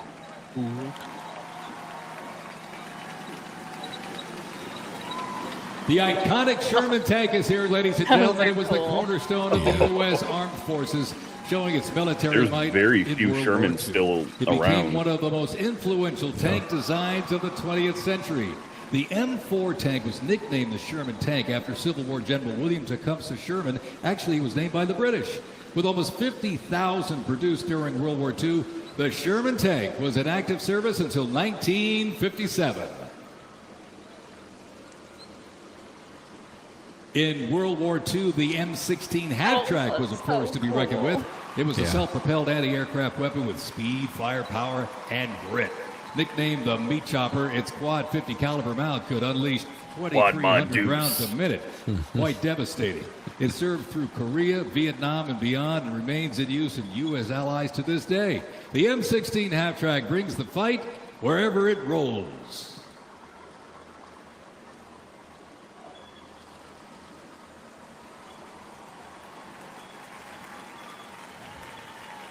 That's a cool vehicle. Look at that thing. Man. It's interesting. Right? Now there's a deuce and a half right there. The U.S. Army Transportation Corps motto states, "Nothing happens until something moves." That was never more true than with this. Look at this, the 2.5-ton Chevrolet Deuce and a half. The Transportation Corps! Boo! I didn't do that. I didn't do The that. Allies supplied after That's D-Day hilarious. in World War II. And road. So I worked on those things a lot. They got one of those. I remember in basic training, they got one of those stuck. And instead of calling the wrecker, they just had they got it stuck, man. They had the whole platoon, the whole Just lift it. basic. We had to push it out. Oh, jeez. No, there's an easy way to get those unstuck. If you've got a tree, you just take a rope and you run it around the axles, because there's a straight axle that runs underneath, and you wrap it around a tree and you hook that other rope to it, and it'll actually pull itself out of it. Yeah. We had to learn how to get them unstuck. So, well, the drill sergeants had a different idea, Shizzy. Well, yeah, they're bastards. Those things are easy to get unstuck. Much easier than the 5 tons. We were doing artillery drills with them, and I was leading the column, and I ran in front of the vehicle instead of behind the vehicle. So then they made us drive around and do it again, and I was like, "Oh, geez, I'm an idiot." Oh. Yeah, see the red light right there? That was your nighttime driving. The Korean War, often referred to as the Forgotten War, began on June 25th, 1950, with the North Korean Army's invasion of South Korea. A coalition of South Korea, the United States, and other United I was in Nations Korea. members defeated the invasion and advanced into North Korea. Never went over, The but he coalition served. fought and defeated 2 Chinese offensives in My the grandpa fall was in, of 1951. he was a Armistice refueler. negotiations began So shortly he was after up that in the defeat in plane, July and he was the guy that 1951. guided the So nozzle armistice into was the signed 2 jets years later to in refuel them 1954. mid-flight. Nice. Contact I bet the small He was the- planes were patrolling. During Yeah. this war, the United Air States traffic deployed controller. approximately 6.8 million Nice. military forces to the Oh, Korean Pap? Peninsula. Nice. Yeah, he was the air traffic controller. Huh. Vice is homesick. He said he's not even aliens. Your grandfather? Oh, Anybody ever put a track back on? Yeah. Yeah, I'll put a track back on. It's a bitch. Special thanks yeah. to our Mrs. sponsor, Flux worked on Coinbase. track vehicles. Coinbase, good God. Really? Are they advertising during the They, oh my they're a goodness. sponsor. Yeah, they have sponsors. That's disgusting. Now, see, that looks more like the Willis. Weren't those the Woody I would love the to Willis own one Jeep. of those things. Willis? Yeah, the Willis Jeeps were much more stable because the they set lower to the ground and their wheelbase was just as wide. There's nothing to them. It's like it's Correct. a motor, chassis, and a frame Pretty with some much. wheels. Those are Barely. the ones that Another four rolled people by could earlier, and assemble at in the 2.5 tons, this deuce and a half, the M35A2 classic military transport Who is it? The truck Canadians? was a I think mainstay they of the during US their Army for parades they decades, disassemble and particularly during the reassemble it. Vietnam War I and think it's the Operation Canadians. Iraqi Freedom. Nice. The deuce and a half proved its Yeah, value it's moving fun to cargo, watch. supplies, and soldiers. Its capabilities Oh, include up to Pierce Johnson 5,000 has a pounds off-road and 1945 10,000 Lily. pounds on-road, making That's it pretty ideal cool. for moving just That's about fucking anything. dope. That's super cool. Yeah. That's so In the jungles of Vietnam, the U.S. Army faced a new kind of war. Yeah. Helicopters became the new workhorses of battle, delivering troops, firepower, and supplies. Oh, they're having in some of helicopters the most fly in. unforgiving terrain Dude, on they've Earth. got all kinds of This things is the scheduled. US I was They looking should at have like just come the in really low, right across If the they street. do a An maneuver, unwavering brotherhood. They've got the- I hope the- they start doing the. they've got the Napalm. Golden Knights And in over this the thing. music, They've got marching the through, roar jump of these in there. legendary Army helicopters. dude, they've got all takes to kinds the of air. coolness. Flying overhead right now, they helped define the Vietnam War. Well, That that's a staccato fair beat point. of the rotor blades was a welcome sound to many troops mired in combat. From transport and medevac to close air support and reconnaissance, they brought the fight to the front and pulled the wounded to safety. The OH-6 Cayuse scouted the terrain with unmatched agility. The AH-1 Cobra, also nicknamed the Snake, brought serious firepower. Its slim design, as you can see here, helped it survive and thrive in hostile environments to protect soldiers below. And the icon of the era, the UH-1 Huey, the first turbine-powered Huey. helicopter in service with the U.S. Yes. military. There was nothing the Huey couldn't do. General support, air assault, cargo transport, medic evacuation, and ground attack missions.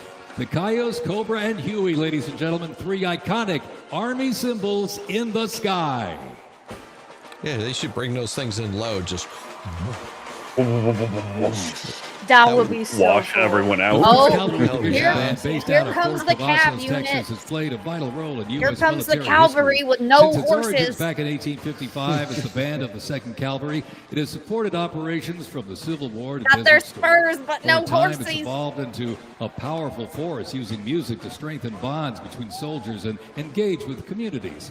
From World War II in Korea to the Vietnam War in Bosnia, the first team band has enhanced morale and upheld the division's enduring legacy. Today, the band continues its mission using music to shape perceptions, foster trust, and promote national army and division interests. Standing ready to serve, it remains an enduring symbol of the 1st Cavalry Division's legacy and commitment to duty. The band performs that he's Hit the standing Leather and for each of Ride the on units March in the composed past. by Captain Robert Meredith Wilson. You should. This piece reflects the cavalry's transition from horses to mechanized warfare, capturing the speed, the resilience, and the tradition of the division. From Fort Cavazos, Texas, everybody, the 1st Cavalry Division Band.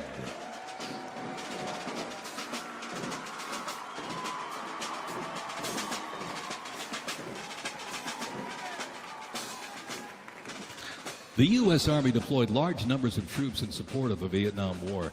The first contingent of U.S. Army advisors arrived in Vietnam Again, in the the late uniforms 1950s, are so cool. and that quickly grew to a small team of around 100 soldiers, which then expanded to more than 600 over the next decade. Well, the M16 is As what the they war finished out with, intensified, but mostly they troops had the numbers quickly M14 grew as before, the war whenever they between first the went to South Vietnamese Vietnam. government and And those communist were the insurgents first supported by M16s were North garbage Vietnam because intensified. as soon as you got By something in January there, the 1969, damn more than receiver would jam up. 365,200 Those soldiers had the organized full around auto, 7 though. divisions and 20 separate combat Yeah, Yeah, but they were brigades. so The did the United States M14. began withdrawing its forces in July of 1969, and the last Army combat unit left South M14 did? Vietnam in August of 71. Oh, I didn't know The that. last U.S. combat soldier came home March 1973. Yeah, these are while a the small number garbage of weapons. non-combat personnel remained Those are rubber. until April 1975. Those were all rubber rifles that they had. They weren't Training real. rifles. Yeah, they were Oh, just they're training green rifles. away. Huh? The rubber duckies, we called them. Yeah. Representing the Vietnam War era is the 101st Airborne Division based out of Fort Campbell, Kentucky. The unit is wearing replica Vietnam War uniforms signifying the soldiers who served our nation during this time. Yeah, that's about what mine Blistering looked heat, like. thick humidity, and unforgiving terrain demanded had uniform those. innovation. And the Army, they delivered. New lightweight uniforms were constructed to move with the soldier. The M16 replaced the M1 Garand, calling for redesigned It's ammo gear and M14. faster reloads in combat. Body armor got smarter, jackets and trousers got lighter, and field equipment was reimagined to meet the mission head on. Gone were the heavy Mickey Mouse boots, replaced by canvas tropical combat boots that offered better grip, faster drying, and all-day endurance.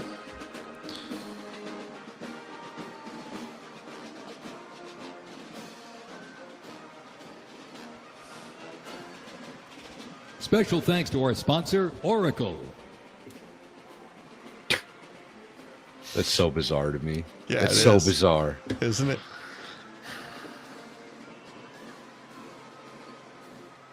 Why do we have sponsorships for a U.S. Army parade? Because they want to keep the costs low, so you get sponsors and it keeps it low. Yeah, I guess it makes sense. Yep. There's the Stingers. When Saddam Hussein's Iraq invaded Kuwait in August 1990, the U.S. Army deployed to Saudi Arabia. I didn't to get ensure these further uniforms, Iraqi but we called them the aggression in chocolate region chips. for what was known as Chocolate Operation chips, huh? Desert Shield. Yeah, Well, those, there's a little those are the round- uniforms that I had. 50,000 troops They got the little comprising black US circles on service them. members and coalition They look partners like from more chocolate than 30 chips. countries Mm-hmm. had assembled in the Saudi Arabian desert. In mid-January 1991, the U.S.-led coalition began Operation Desert Storm, which kicked off with an intensive air campaign see, I was out designed by the to knock time out key Iraqi infrastructure first and happened. weaken Iraqi forces. The ground offensive was launched in early 1991, where And military CNN was forces there first to film overwhelmingly it all. destroyed enemy tanks and vehicles. After only 100 hours of ground combat, coalition troops liberated Kuwait, and the Gulf War ended with Iraq's surrender. Yeah, they were surrendering to CNN. Sorry. Baghdad Bob and all.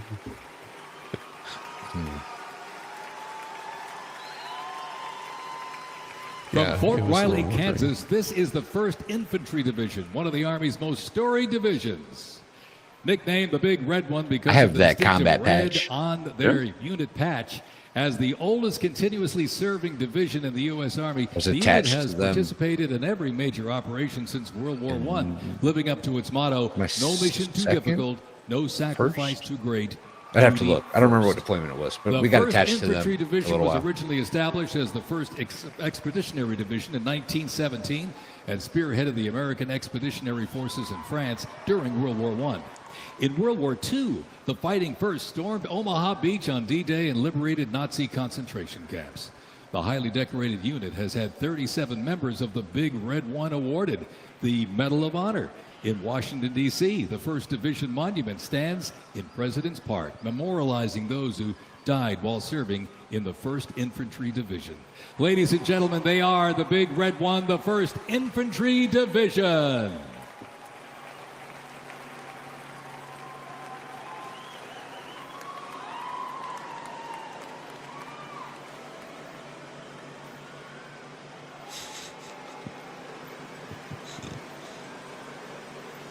More military rolling stock.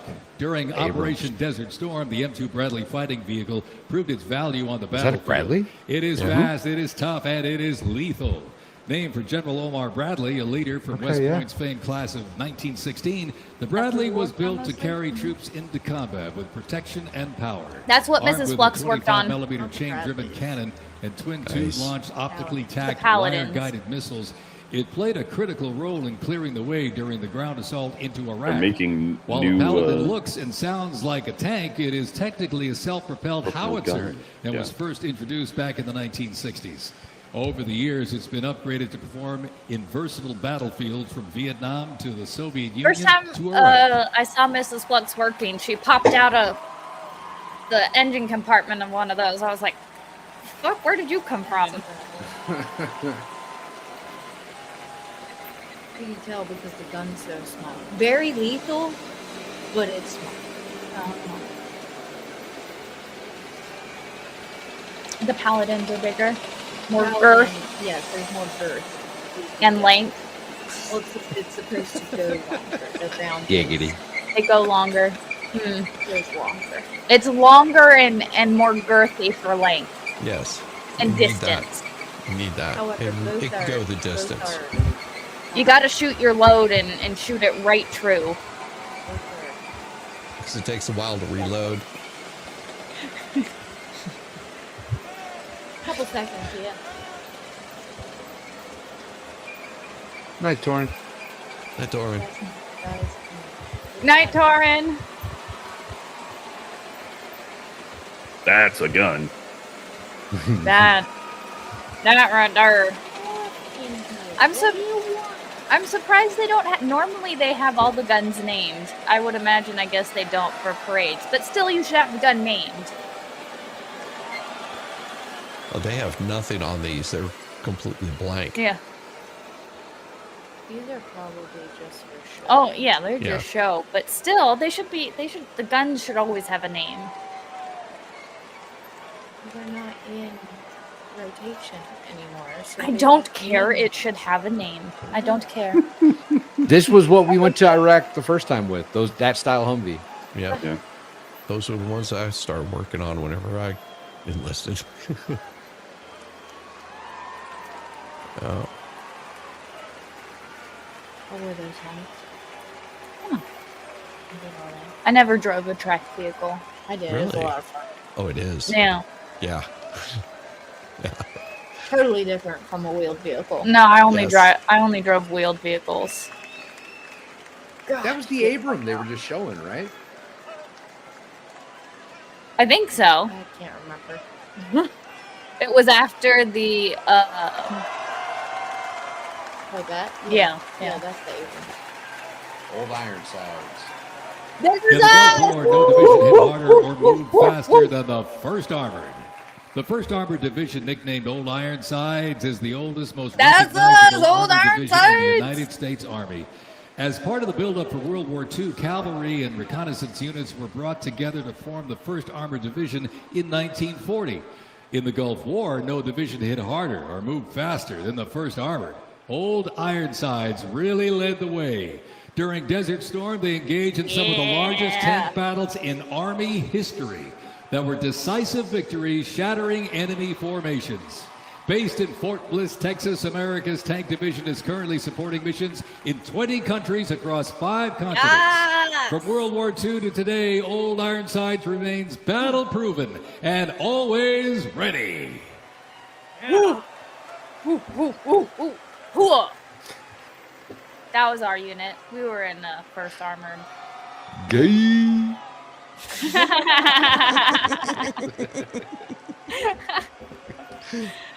Oh man, they moved the entire division to one side of post right before we left.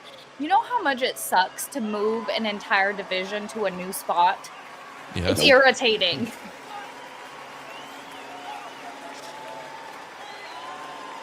I can only Oh. imagine. It wasn't fun. We haven't been back to Fort Bliss since, 2014? Was the last time we went down for a visit?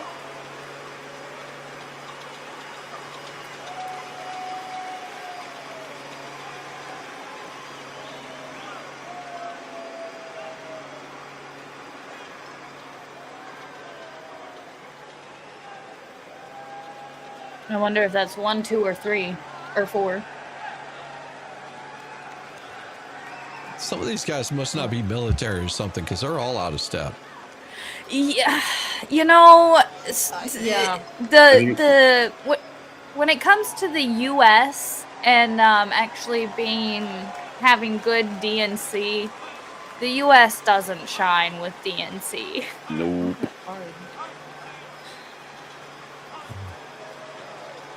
When I went to Europe, we got to march in the Warsaw Independence. It was like Warsaw, the Poland Independence Day, some giant parade where it was like all of NATO was marching in this parade.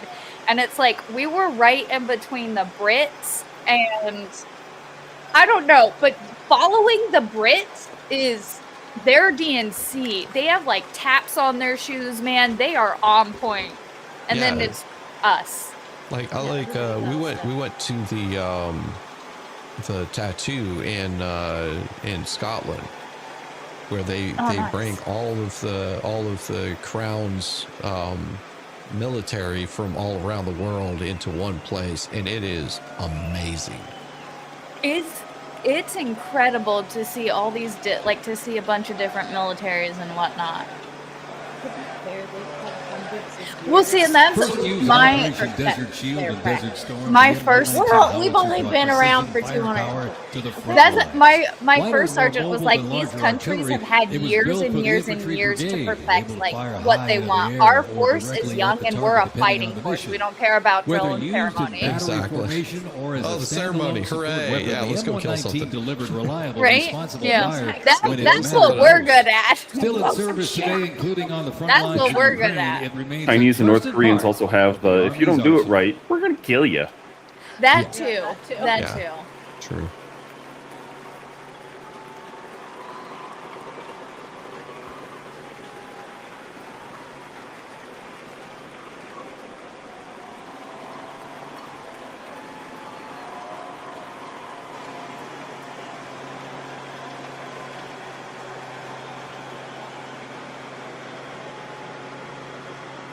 It's gotta be so cool to be in a parade like this.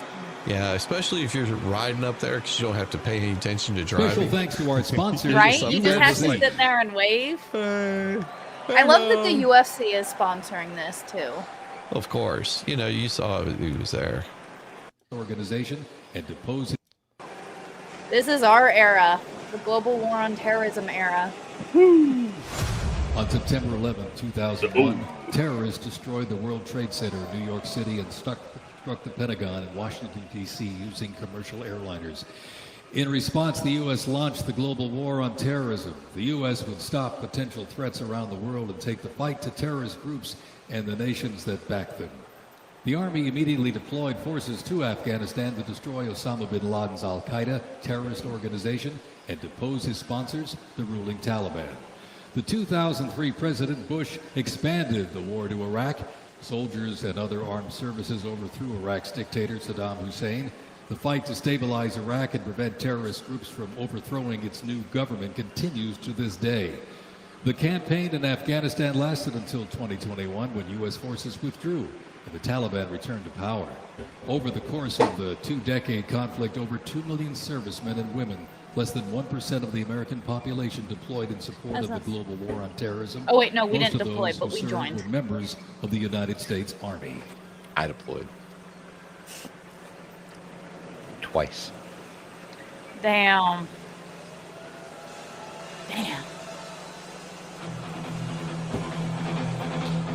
Oh, am I? They're gonna get mad at the music. I got it. I'm I not gonna paused let it. that. I Man, paused why it. do they gotta Just play mute it. music? You know, a bunch of us are Just mute it. restreaming this. That's why. They're like, we're gonna get all of you guys struck. All right. Oh, so much for the history I mean, lesson. to be fair, I would love to be driving down blasting Barracuda behind me. That would be really cool. I would feel like such a badass. Dude, the psyops, the psyops in Iraq were pretty wild. Oh, They had yeah? these, like, Humvees that would, so specifically Samara, right? When we went into Samara, they had convoys that were going through the city with Humvees with these giant speakers on the top of them. And they'd just be blasting like crazy high volumes. It'd be like babies crying. It'd be rock and roll, like Metallica, AC/DC, Welcome to the Jungle, like that type of shit. And then, Damn. like, in Arab, there'd be messages that were like, don't come outside. If you come outside, you're a bad guy and we will kill you. And then it goes straight back to like the baby crying. It was so geez. wild. Oh, it was Good terrible. Lord. And they were doing it for weeks. They were doing it for like 2 or 3 weeks before we came into the city. It's called psychological warfare. Yeah, Psychological psychological warfare. Yeah. Psychological operations. Mm-hmm. I almost went into psyops, and then I'm like, nah, I'm comfortable here, just in the office doing work. Oh man, that's great. That's like almost when I was in North Korea or South Korea. We'd get right up. There were a couple times we were really close to the DMZ, and you could hear like they have the loudspeakers that are screaming at each other. Yeah. Across the DMZ and propaganda, and it was just like, yeah, speakers get annoying after some time. I can see how that would wear someone down. Oh my goodness. Uncle Buck says they should play Mariah Carey. That'll make their brains liquefy. Oh my God. Could you imagine the torture of playing like All I Want for Christmas Is You on repeat for like 6 months? That would 100% drive somebody insane. It'd be like the Shark. aliens in Mars Attacks. So their heads just explode from Right? the ovaries. Exactly. Oh, good Lord. That would be awesome. I mean, not, but kind of. Yeah. Not, but kind of. I'm so glad that the president was so kind to do this for my anniversary. I feel so special. Yeah. That checks out, actually. That makes perfect sense. Deferring his own birthday just for flux. Mm-hmm. Yeah, exactly. It's been 14 years. That kind of shocked me when I said it out loud today. Because I'm like, oh, yeah, it's been a couple years since basic training. Oof. I didn't realize it was 14. 23. Those are cool. 23. How many? Years. 23 since I went to basic training. Damn. Yeah. Let's see. 07. I'm approaching Your 20 basic. years. Damn. I was going to say, Val, your basic training status is old enough to drink. Mm-hmm. Mm-hmm. Mine's old enough to have grandchildren. Oh, good Lord. Oh, my goodness. What are those? The Striker. Strikers. Yeah. Yeah. I didn't get to drive one of those either. I got a ride in one time in Oh. Missoula. Yeah. I got to ride around in one time. They're pretty damn cool. Yeah. They don't seem like they have a lot of space. No, There's a whole. vehicle has a lot of space. That's a fair point. There's a lot more space than I was used to in the Humvee. I'll tell you that much. That's for Honestly, sure. yeah, that's true. It's like a whole cavity back there. There is. But if there's a bunch of people back there, then there's not really enough room. Mm. Nice 50 cal mounted up there. Yeah, my favorite. Just don't. They need to send one of those things into LA. That's what they need to do. Send one of those into LA. That'll clear the streets in a heartbeat. Not saying they need to. I'm just saying drive one of those things. I'm not saying do any. Just drive one of those things through. Spicy take, Flux. Spicy take. I'm not saying like do anything. I'm just saying just drive. That's all you have to do is drive. Did you see what the sheriff said in Florida? Yeah, they're Oh, saying that you was don't- amazing. I'll have to Yes, pull that I up. showed Mrs. Flux that yesterday. Right here is looking like he's fighting for his life, trying to stay in step. Yeah. He did look like he Oh was struggling. goodness. Fucking Mammoth here These on are- the end couldn't even stay in. He was just doom, doom, doom, doom along. Oh, Connor, yes, you can definitely drive any of these with your new hat. Connor got a Oh, they're rooftop so out of Korean step. hat. Oh, yeah, Ooh, yeah, so they're out of horrible. step. out of Oh step. my god, that's so Of course, they've bad. probably been marching all damn day too. I was gonna say they've probably These are been Rangers. practicing for These are out for Rangers, you days. guys. That's These why are they Rangers. can't do it. Oh, they're Rangers. That's why Yeah. they can't do it. They got the tan hats. Oh, they should be nailing it. Rangers should have. Oh my God, Rangers! Rangers What are you lead the doing? way. So you want me to play that one? Flux? Yeah, that's a good one. All Yeah, right, I here showed we go. Mrs. Flux. I would love that. And Here we go. right before that, Here we go. real quick, Patrick Kennedy yeah. with a $10 super chat. Listen to prayers multiple times a day on top of the berm. Baghdad was not safe in 03. No. Damn. Yeah. That was how it Listen, in Iraq. what they would word have- do you think is Like well jihadi, like oh, okay. I'm like, I don't understand what curse word it's trying to blank out. Yeah. it's an offensive. All right, here we go. So I'm gonna break it down for you. All right. And if somebody wants to know what I mean by turn violent, all right, this is what I mean. Oh, yeah, this guy. If you resist lawful orders, you're going to jail. Let me be very clear about that.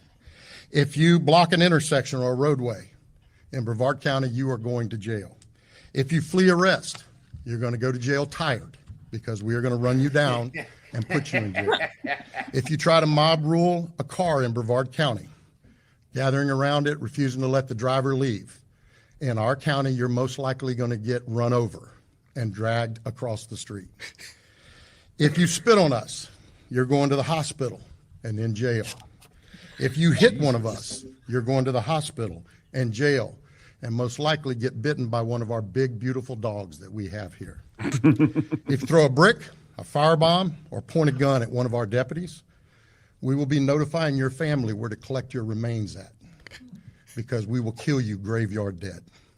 We're not going to play.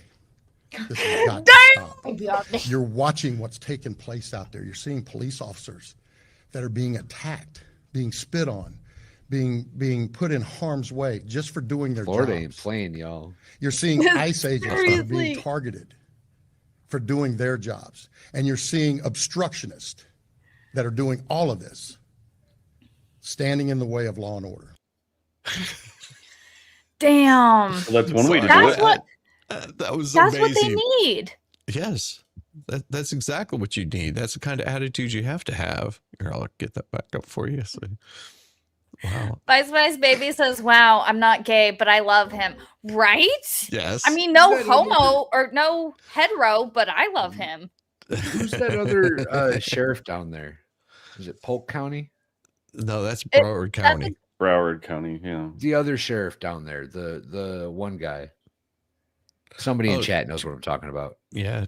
Sheriff Grady 202nd. Judd. Sheriff Grady Judd. He did that graveyard dead thing like 2 years ago or something, a year ago. Yeah. That's so good, though. They ain't I mean, it's playing what down we there, need. man. You can't just let people do whatever the fuck they want. That's not how any of this works.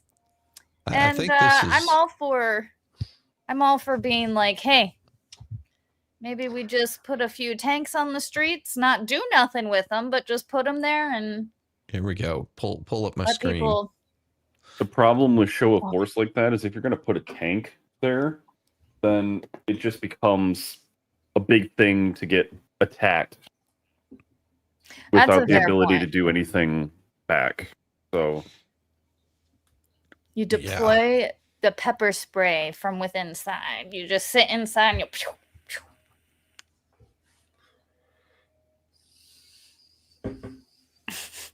Wow. 202nd, 10th Mountain. probably turn the sound on now. I hope that song is over 20 now. deployments to both Iraq and Afghanistan in support of Operation Definitely Iraqi. music. Yeah, they got music. They didn't have music for the cool, longest though. time. Now they want to add music. Being a bunch Yeah. of Maybe they jerks. thought it wasn't. Maybe they thought they needed to spice it up a bit. Well, then they should learn how to march. That is a fair point. That's a fair point. And this is why we can't have taps on our shoes, because it would just be a terrible sound. Although, to be fair, if we put taps on our shoes, they might be able to keep time better. Probably. It would just be bad. But then the enemy would hear us coming. But it's DNC, so that's the thing. The thing. The thing. Uh-huh. Oh, look, it's third Cav. Yep. I don't know. When I saw the Brits march, oh, that was just one of the coolest things I've ever seen. They were just so in step, and every step was so loud, and it was just, ooh, they had their own drum. It was really cool. You know, it's way cooler than that. Watching an Apache come up the valley and launch rockets. That's way cooler. Yes, it is. Yes, sir. You are correct. They can have their stupid boots and stupid beaver skin hats. I don't want any part of it. Have you seen their mustaches too? Like, they have the big twirly ones. Terrible. The first time I saw an officer with a big old twirly mustache, I'm like, this isn't real. It was real. I think it was Australia. Ran into a bunch of guys in Australia, or from Australia and Hawaii. They all had beards. I was like, how the do you guys have beards? Okay, so it's way cooler. This right here is what she's talking about. Despite their name, it is no secret how good these next performers are. All these guys have normal day jobs, and this is something they do in their time off. Gotta say, it's a pretty impressive hobby. I was at this one.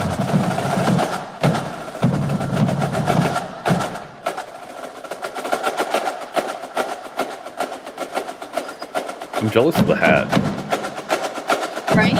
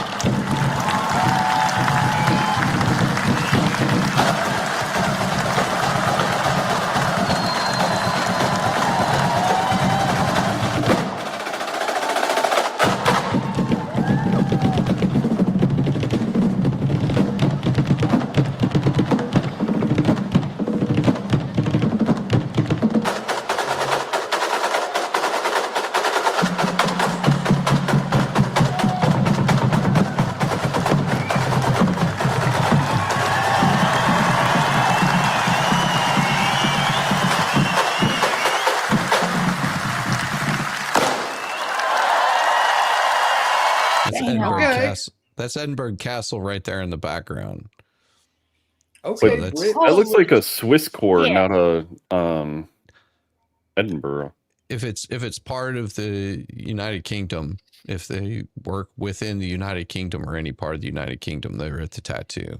Like right outside the gates, they had a Harrier jet that was parked. Wow. Yeah, so it's a mile to get up into this. There's a bunch of shops that go all the way up through, and it's impressive. Like, it was amazing. Yeah, Damn. famous for their sorry, I'll go back to this one here. I just had to share Man, that. that was so cool, though. And then you see these That guys was just marching out of, fascinating. and it's not just them. That was just a portion of it. It is every single one of them comes in, and they'll do everything from military marches. Like, it's impressive. Oh wow. Is that a 777? Nice. I don't know. It was big. Yeah. I think that's a 777. And one time when we were in the field, those berms she was talking about, some guys flipped one of those. That was fun. Yeah. Yeah, they took a berm and they weren't paying attention to where their trailer, like, because it's, they weren't paying attention to where it was, and oh, best and brightest. Yes. Oh man. We are going to have to call it here, though. Mrs. Flux is getting sleepy, and we got some stuff to do in the morning. But thank you guys for hanging out and, like, talking Army and watching the parade and doing all this fun stuff. No problem. Hell yeah. It was fun. Yeah. We need to hang out again more. I know I keep saying we're all going to plan stuff, and then it never works out. Yeah. We all get busy. Yeah. We all get. No. I blame you mostly. That's fair. That's okay. I'll take it. All right. What do you guys got coming up? You doing anything crazy on your channels? Covering anything fun? Omar's gonna roast me on immigration, so we'll have that one. Oh, that sounds fun. No. No. The last two streams I've done with him, I've came out with a sore behind. So. With who? But a With good Omar, debate is the always Tilted fun. Okay, At least cool. for me. Cool. He's fun. No, Omar's cool. I just trigger crazy people is all. Been covering But Karen you got Reed the on best Bird Watch letters. now. Thank you. Oof. I set off crazy last night or night before or something. I don't know. But when are they not going crazy, to be fair, in that camp? I don't know. It's very confusing to me, the amount of insanity that's going on. Because I mean, we all follow court cases here and there and things like that, but this is taking it to a level of Sovset level. That just imagine like thousands of Sovsets that just file the most random things and do the most crazy asinine things, and I'm surprised that the judge hasn't like stopped it. That makes sense. Yeah, it's crazy. That whole story is crazy. I don't understand how it's gotten to this point. Not unlike the Karen Reed case. I don't understand how it got to this point. What? It would be nice if Beverly Cannoni went to the Judicial Conduct Commission because of how terrible she's been after this all wraps up. But well, they say that federal investigation's over with, but I don't think it is, y'all. I don't think it is. Why? Why? They all lied to the feds. They've all lied to the FBI. Yeah. You think they're waiting for this trial to be over? I don't know what they're waiting for. Most likely. I mean, think about it the same way with Laura Owens. They didn't do anything, make any movement towards Laura Owens until the appeals were done. That's fair. And it took a like, while for us to see. Yeah. That's a fair point. Are you streaming the Verdict Watch on Monday, Val? Yes. Baker. Nice. What time are you starting that? Undetermined thus far. Probably 9 is what I imagine. Yeah, I think they start at 9. I'm sure that we'll start at 9. How are you guys feeling on this one? I think they'll come back with the not guilty. Well, the problem the problem is now there's so many options for guilty. Like they're gonna charge her with something, whether it's an OWI as they call it in Massachusetts, or something worse. But I think she's probably at least going to get the OWI. I don't think I find it really weird. I don't think she's in jail right now. I don't think she's served any time. I think she's been out on bail the whole time. But she's been in the system so long though that who knows? They might just be like, okay, go away. They might do like a 6-month court probation. Who knows? Yeah, who knows? It's hard to tell with these. Point. Well, we'll be watching. It's gonna be a good one. Well, what do you got going on, Flux? Dudes. Oh, just more video game streams. Monster Hunter's dropping the new update at the end of this month. Nice. So I just made it to level 200, which it's only taken like 260 hours. Wow. So I'm gonna keep going on that, and then I'm gonna see how this school situation develops, and might be documenting some of my forensic journey. So I'm here for it, girl. I'm here for it. Yeah. And then before we go, Patrick Kennedy did send another $2 super chat. Thank you so much for the $2 super chat. Happy birthday, Army. Happy birthday to the veterans. Guys, thank you so much for hanging out. Oh my God. Hell yeah. It barely fits over the dreads. I really got to squish it in there. I have none of my old military gear, so. I got my pickle suit down in the basement. Oh, hell yeah. My dude, with that. Thank you so much for hanging out, guys. Have an excellent night. Be excellent to each other, and we will see you guys later. Have a good night. See ya. Peace. Whenever it ends. Push the button, Flux. I did push the button. She did. I pushed it 3 times now. It just started.